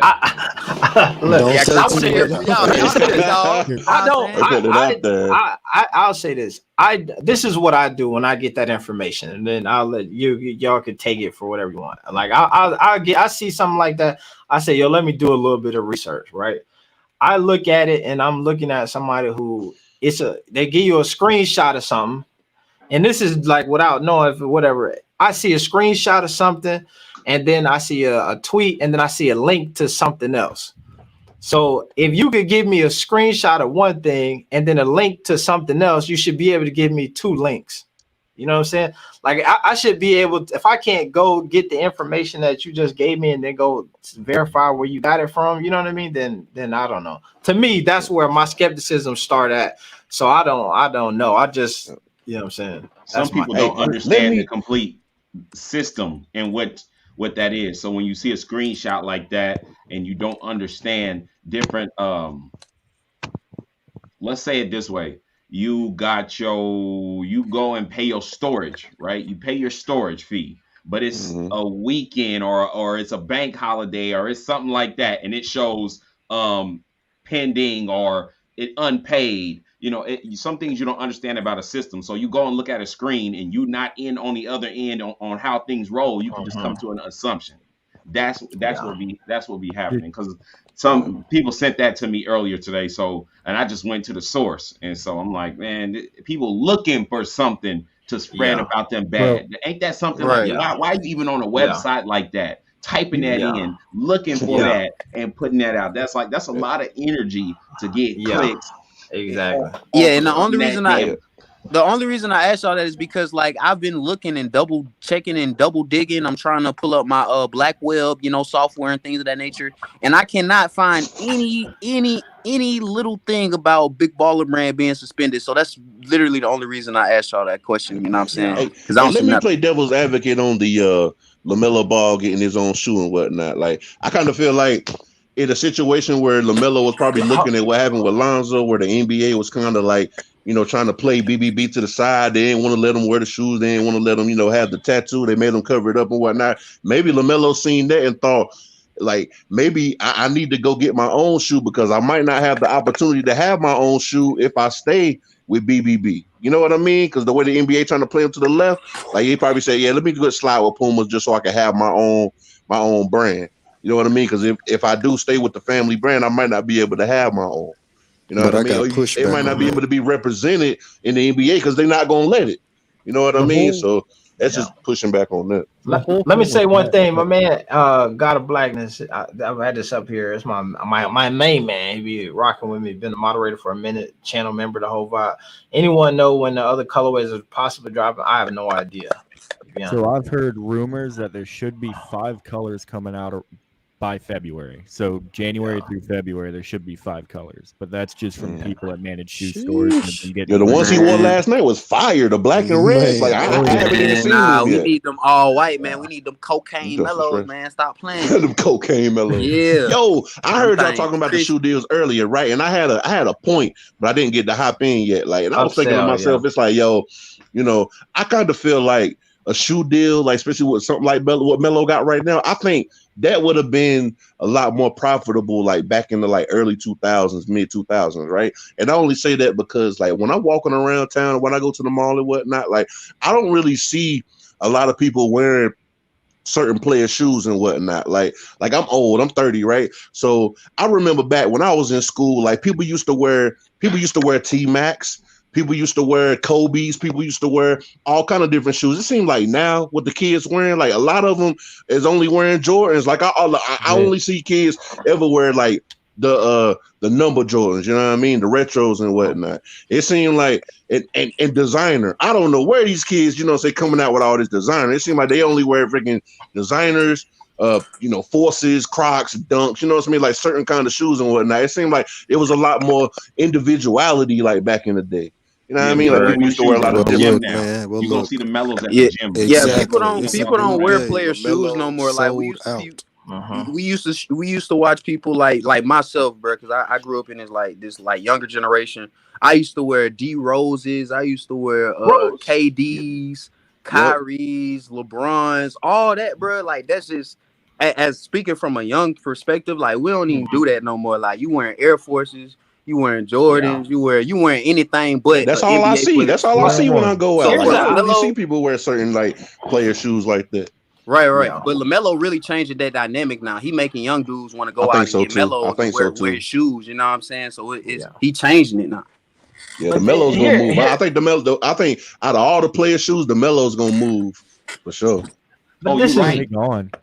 Here's what I'll say, man. Because I was thinking the same thing too. And it's crazy because a lot of them dudes you name still in the NBA still got shoes, but people just don't rock with them as much. Like the first, like maybe 10 or 11 LeBrons, people went out there and like actually was getting them. I got a pair of LeBrons in there. You know what I mean? There's a few of them that came out that I was like, damn, these LeBrons is cold. The KDs, there's a few KDs a minute ago that I was like, oh, I might KD get some 5, KDs. KD 6s, Yeah. man. After them, it was over. Yeah, it was Kyrie's, over. And early Kyries. Yeah. So I don't know what flipped that or like changed it. And I think that what makes the LaMelo situation so different than all of these other dudes is that his like we know more of his story. You know what I mean? It don't even have nothing to do with Puma being the sneaker company that is with. He could be anybody. It don't matter. If the shoe look, and the shoes, I'll give him that. The shoes look cool as hell. But it could have been with anybody with damn near any shoe, and folks would have turned up and showed out to go get them just because the whole backstory and what that stand for means more to people than like at the Pacer game last night, people was in there with Chino Hills jerseys on. Right. You know what I'm saying? Like not Hornets jerseys, not, you know what I mean? From Chino Hills. I seen a Vitotas jersey in there last night, like the Lithuanian team. Like that show you that it don't matter what it is, where it's from. It say Melo on it. We're gonna go cop it. You know what I'm saying? And so that's also why I was like, damn, it the Puma shit and the money probably was good and it probably makes sense. But Puma is, and I guess I'll be criticizing them for this, but it's probably smart on their behalf, is that if I know I ain't got to put no marketing budget in there, I ain't got to spend nothing, and this shit gonna sell out, we ain't shooting no commercial. You know what I'm saying? We ain't all of that green screen and we don't even need to do that. We're just gonna do some TikToks or whatever, and we're gonna sell out anyway, then we're gonna do it. So I guess I give them some credit for that, but it's also like to me feel like such a missed opportunity because Melo could have just, you know what I'm saying, threw them BBBs on there and would have made, you know what I'm saying, down there that if the shoes was gonna sell out, he would have made, you know, how much money off that shit. You right. That's an excellent point about the story behind the shoes. Because go ahead, Boffman, my bad. They weren't putting out no content on Melo, really just these little janky videos. And this is what they were like. They say that this young dude is a phenomenon in this generation. Let's see what happens. And after the shoe date, you started seeing more commercials. Then you started hearing like, okay, they finna drop colorways now because they was like, now we see it. It is what they said it was. We ain't got to do too much. AB here on Ball Fast gonna drop a video on the shoe. They gonna talk about him. You know, like they out. He got a whole culture behind him doing something. Instagram, Facebook. Ain't got to do nothing. It's the new shout generation. out to my man Ron Bizzle. Cool. LaVar is very smart. That's why he's a threat to the NBA and to Nike. Facts. That's a fact of Mundo. I'll say this, like I feel like if LaVar, okay, let's fast forward it like a couple years, right? Let's say LaVar dropped the MB1s and the ZO2s like last year, or you know what I mean? Like now, whenever Zoe go to Bulls and you know LaMelo doing his thing in his second year or whatnot, like I feel like them bad boys will move even more now than they did then, because now you proving it. It's like, yo, these jokers, 100. The BBB brand isn't the apparel; it's the boys. It's the family, for sure. You're right. You're It's right. It's about what AB said earlier. Like you made an excellent point. When it comes to the story, it comes to the journey. Like when you put on some of these players' shoes, you actually feel like you're like literally in their shoes. Like you feel like, damn, I came from nowhere, man. Like, you know what I'm saying? Kevin Durant, for instance, man, I love the shoes because of the story. Like single mother household like me, you know what I'm saying? Coming up from nothing. You know what I'm saying? Getting it out the mud. Like it's just about relatability. And like you said, AB, the story behind it. And that's what make LaMelo Ball so fascinating, and what makes people want to buy his stuff is because it's a full-on journey behind it. And when you put his shoes on your feet, you can relate to him. You feel like you LaMelo Ball, and kids love that, bro. That's why kids love LaMelo Ball. That's why I love LaMelo Ball. You know what I'm saying? That dude is influential. Showing out, man. They be showing out. Come on, AB. Come on. Yeah. Hey, where you get that from, AB? How much, man? How much you want for it, man? The baller verse. Yeah, AB got that. He got that exclusive too. Like, straight from the factory. I got this. What is it? Some company. I don't know if I got the link in the description or whatnot, but some company hit me up and was like, "Yo, we'll give you a free custom jersey if you like promote it or whatnot on your channel." And I was like, "Hell yeah, free custom jersey, let's do it." So that's where they come from. But yeah, man, I just don't understand like why the ball verse get so much hate. You know what I'm saying? Because I've never really understood it. You know what I'm saying? I can understand people have their opinions and everything. But I've never really understood like why people attack the ball verse and try to kill it and stuff like that. I mean, ain't nothing really wrong with the ball verse, man. You know what I'm saying? It's a family over there. People do not want anybody to make it in a new way. That's like if you just like somebody see you getting paid, making a living, and you decide not to get the jab, and you ain't got to go to work, and you could smoke if you want to because you ain't got to take a drug test, and you can do whatever you want. The person that got a job could be looking at you. You ain't did nothing wrong to them, but just looking at you dirty, like, man, what? Just because you doing something they can't. And that's the thing. LaVar come out talking. They're like, oh wow, they just let him talk, and he's got his sons, and they just mad that he's doing it the way he want to do it. You don't have to do nothing wrong to anybody. I get hate every single day and don't do nothing but show love. And I understand it now to a T. It's like, you mad I'm doing something that you can't do. And instead of jumping on the wave and now getting some of that energy and you start to do something somebody else can't do, you just stay where you at and hate on everybody else. And you know what it is, though? It is not even that. And this is where people miss it. It's not that we're doing something that they can't do. Is that we're doing something that they aren't doing right now. So, like, if you really wanted to do it, you could do it, but you got to put the work in to do it. And then so what happens is folks put a little bit of work in and it'd be like, damn, how I ain't ball facts. Damn, I put this little bit of, I ain't even LaVar. I got 3 kids and they can't hoop. What happened? I was at the gym every day. And then that's heartbreaking. And be getting sick about it. And then, you know what I mean? I wanted 3 boys. I got 3 daughters. You know what I'm saying? Like little shit like that. Man, that ain't no excuse. You can have some Serena Williamses on your hands. You could put the work in. You could put the time in. Flip the script. You could be King Richard out here. Facts. But folks don't want to do that. It don't. You know what I'm saying? People, my dog Ball Facts. He is one of the anomalies where, man. How long you been on the YouTube, Ball Facts? 2 years in August. So 2 years. A little over than 2 years. So in 2 years, he done damn near hit almost 100,000 subs. You feel me?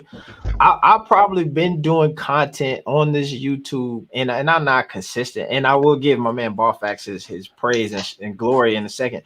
I've been on here for probably about doing this type of content for maybe 3, 4, 5 years. You know what I'm saying? Maybe 4. I'll call it 4. Let's say 2018 was that. So 2017. You know what I'm saying? And I'm at 20K. You feel me? But like I'd have had some amazing experiences from doing this stuff, right? And I will tell you that last year around this time, we had them like we was trying to do the podcast, all that stuff. And my man Ballfax and them they going hard. You know what I'm saying? I was admiring the work that they putting in, and I'm kind of slouching off on it. And then I'm realizing like, yo, I'm tripping. Like this YouTube thing is such a, I don't call it a gold mine, but I'll say a great opportunity when if you can create some content, share your thoughts and opinions, make a video, and then put it out there, and then people can watch it. They don't even got to pay for it. But then YouTube say, yo, if these many people watched it, here goes some money for doing that, man. Thank you. You know what I mean? You ain't got to charge nobody, you got to do nothing. And then like you just got to be consistent and do that stuff. And I was like not doing that, right? So I said I've been on here for 5 years, and I like was inconsistently creating content and just doing it whenever I felt it. So over the last year, I feel like I just from talking with him, I remember we talked, and my man was like, he said he had a job and probably a job none of us would sign up to do. You know what I mean? And was like, I made a little bit of money off YouTube, and I was like, fuck it, I'm jumping in full headed and going hard. And then I look at where his channel at over a year, 2 years, and I'm like, good God, bro, I should have. To me, I don't look at that and say, damn, I was on here 5 years, Ball Facts on here 2 years. I hate him. I'm like, yo, I got to go to work. That's what's possible. That's the opportunity you could get. I heard people like the fact that LaVar even like invited me and you out there to come kick it with, you know what I mean, for doing this stuff and being able to spend that time, and we're riding around in the mic box and all of this wild stuff. You know what I mean? From doing these videos, like that's nothing that I would. And here's the thing that I love is that there's so many people who hit me up on a daily basis and be like, yo, that's inspirational. Like, that's so dope that you do that.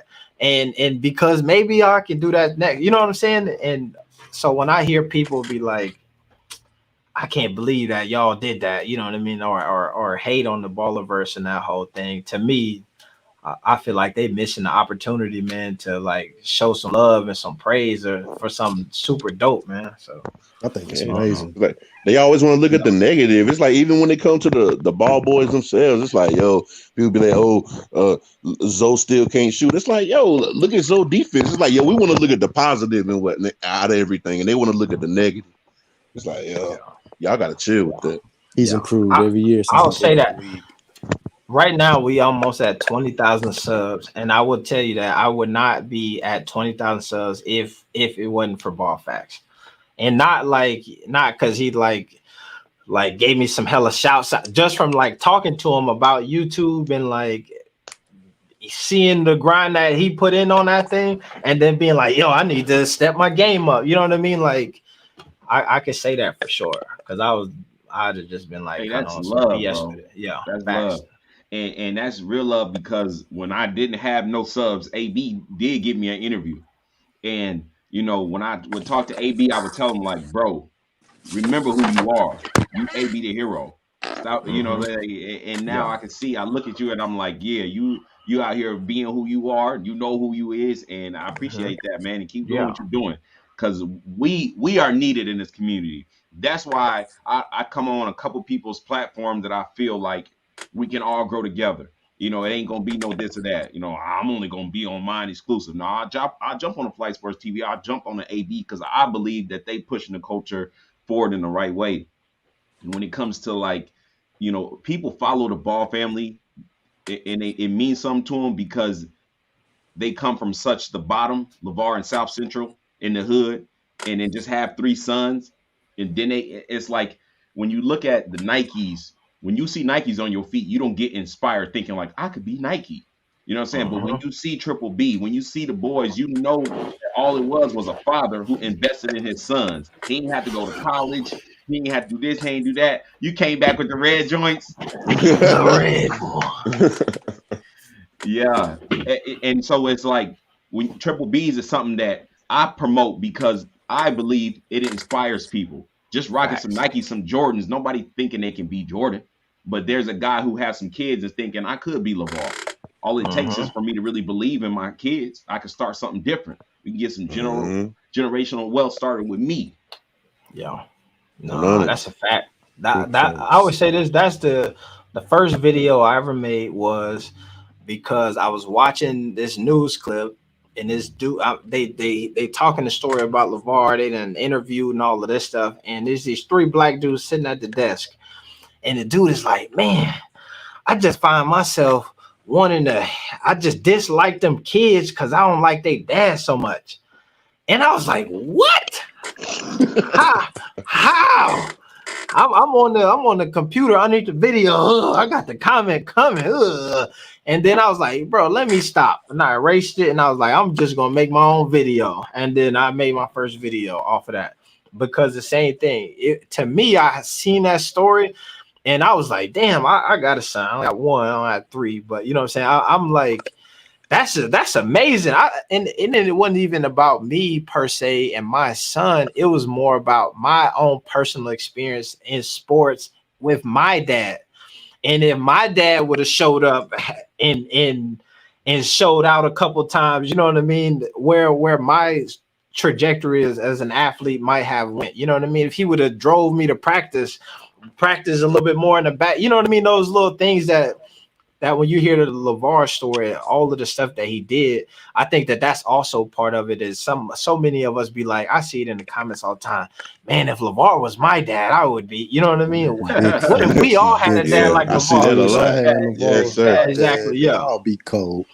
My first video was why LaVar did not ruin LaMelo Ball's career. And it came from the same way that yours did, AB. I didn't set out to say, I'm going to be a YouTuber. I'm going to have a channel, this and that. Even the name Ball Facts was just like, just make something real quick because somebody was telling me how LaVar ruined LaMelo and now he's going to miss the NBA, all this stuff. And I said, no, I'm just get on there and do a video.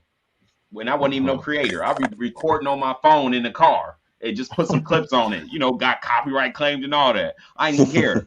You know what I mean? Yeah. Just like put it out there. Mm-hmm. So yeah, same. That's how it is. But I think even that, back to your point about like the BBB brand, right? That story you just told, you got 100,000 subs right now, and literally it was just there yet. Not yet. 90,000. No, it's gonna get there. It's gonna get there. But 90,000 subs from just being like, man, I just want to make a video today. You know what I mean? Like, I'm inspired. And then you see a dude with a whole brand and they're traveling around the world, and he like, I just got 3 boys. You know what I'm saying? Like, I just put the time in. It just feels more obtainable than like what they try to present these other companies as, Nike and Adidas. Even though if you really go to their like origin stories of most of them companies, it's all from the same like grassroots thing, right? All of those dudes, the Nikes, the Pumas, the Adidas, the Under Armours, Apples, all of them come from companies where people looked at them like they look at LaVar and be like, that's some hell no. Yo, Facebook, all of that shit. The dude who they was like, yo, that shit ain't gonna work. Wasting your time. Facebook, you want people to do what on the internet? Hell no. Google, you mean they could just type in and answer any question and find a hell no. People was, you know what I mean? People was shooting all of that down. And it's happening. YouTube right first came out. BBB is getting bigger and bigger, growing faster every day. It's gonna happen. He's gonna rival these major companies. He shouldn't do no co-brands, no none of that. And I set out to basically be like, what I seen in the media was they wanted to separate the sons from the father. They wanted to separate the boys from the brand. And I was like, wait a minute, Triple B, that's from Tina and LaVar. The B's stand for the boys. Somebody got to do something. Somebody got to stand up. I looked around, you know what I'm saying? And there wasn't nobody. I'm like, I'm going to make these videos. And people have been telling me for a long time, why are you making videos about Jello? He not in the league. Why are you talking about BBB? They over with. No, it's not over with. It's only over with if they tell you it's over with and you believe it. That's a fact. That's a fact. That's super fact. Yeah. Yeah. And it's like the Ball boys is really like, if you really look at the popularity of like Ball is Life, and you see what they doing with like the high schools, right? And they showing all like the high school stuff right there. It seems like the Ball boys is really like the first social media like stars, almost like social media athlete stars. And it's like, and we all grew up with them, especially if you was like what was it like probably like 5-6 years ago? So if you was like 14, you probably like 20 now, and you know, so you growing up with them. You know what I mean? So I grew up with Melo for sure. So you growing up with him, and you seeing the trajectory, because it's like it's everywhere. So social media, you go on Instagram, new highlight every day. LaMelo point at the 3-point line and shoot the shot. LaMelo scored 92 points. It's like, yo, like the boys been big for so long. It's like they not peaking. They still going. So yeah, man.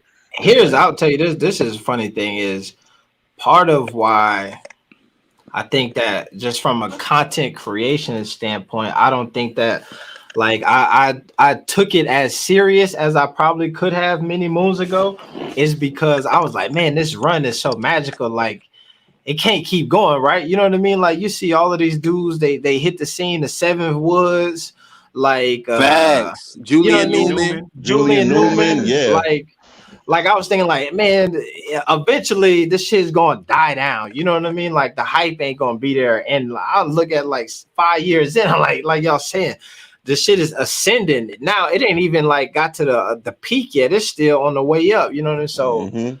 So it's crazy to think about, man. Right. And it's a good thing LaMelo blew up while he was so young, because and then in this generation, just like you said, every time you go on the timeline, every time you go to House of Highlights, they call it the House of LaMelo now. Every time you on Baller's Life, you always seeing LaMelo. And it's been like that since he was, 13, 14 years old. So for all the people like me, that's like, you know what I'm saying? We was 12, 13 watching this man pull up from half court. So it's exactly like how you said. We basically grew up with LaMelo Ball, you know what I'm saying? So that makes his fan base even deeper than what it is. I wouldn't even call it fan base. LaMelo Ball, Lonzo Ball, even LiAngelo Ball. Really the BBB, it's damn near a cult. Like it's damn near a religion now. Like people worship these people. They worship Lonzo and all these people, man.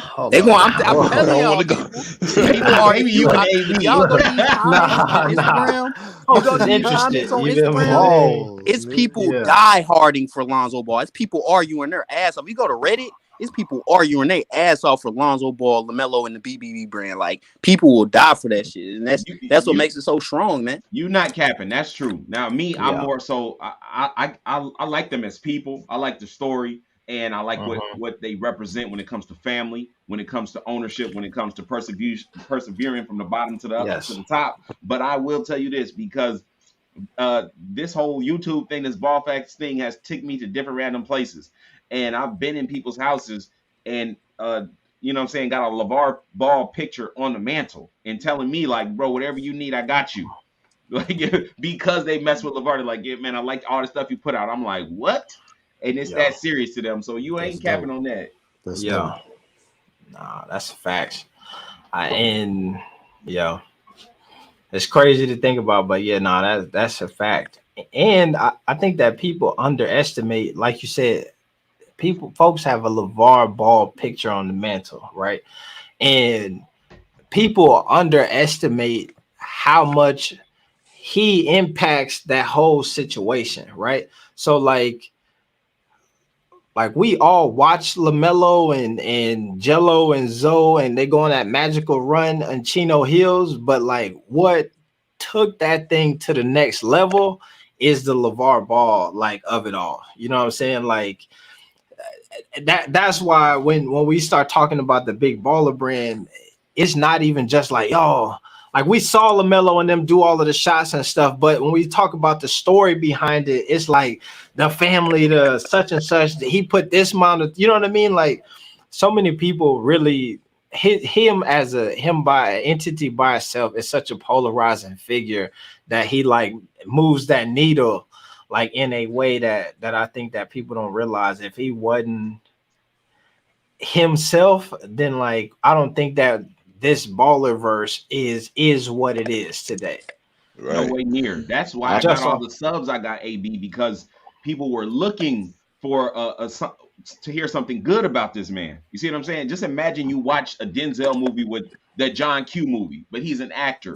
So that's not real. It touches your heart when you watch the movie, a man, ready to go to jail for his son, all that. But then it's over. Denzel is just acting. Well, this is like reality TV. So LaVar is a character in your favorite movie, but he's real. You know what I'm saying? Yeah, real. Yeah. It's not a script. It's nobody planned it. So when you see that, man, just like you would watch a movie that might touch your heart, you might cry, you want nobody to see. You're like, dang, that was a deep movie.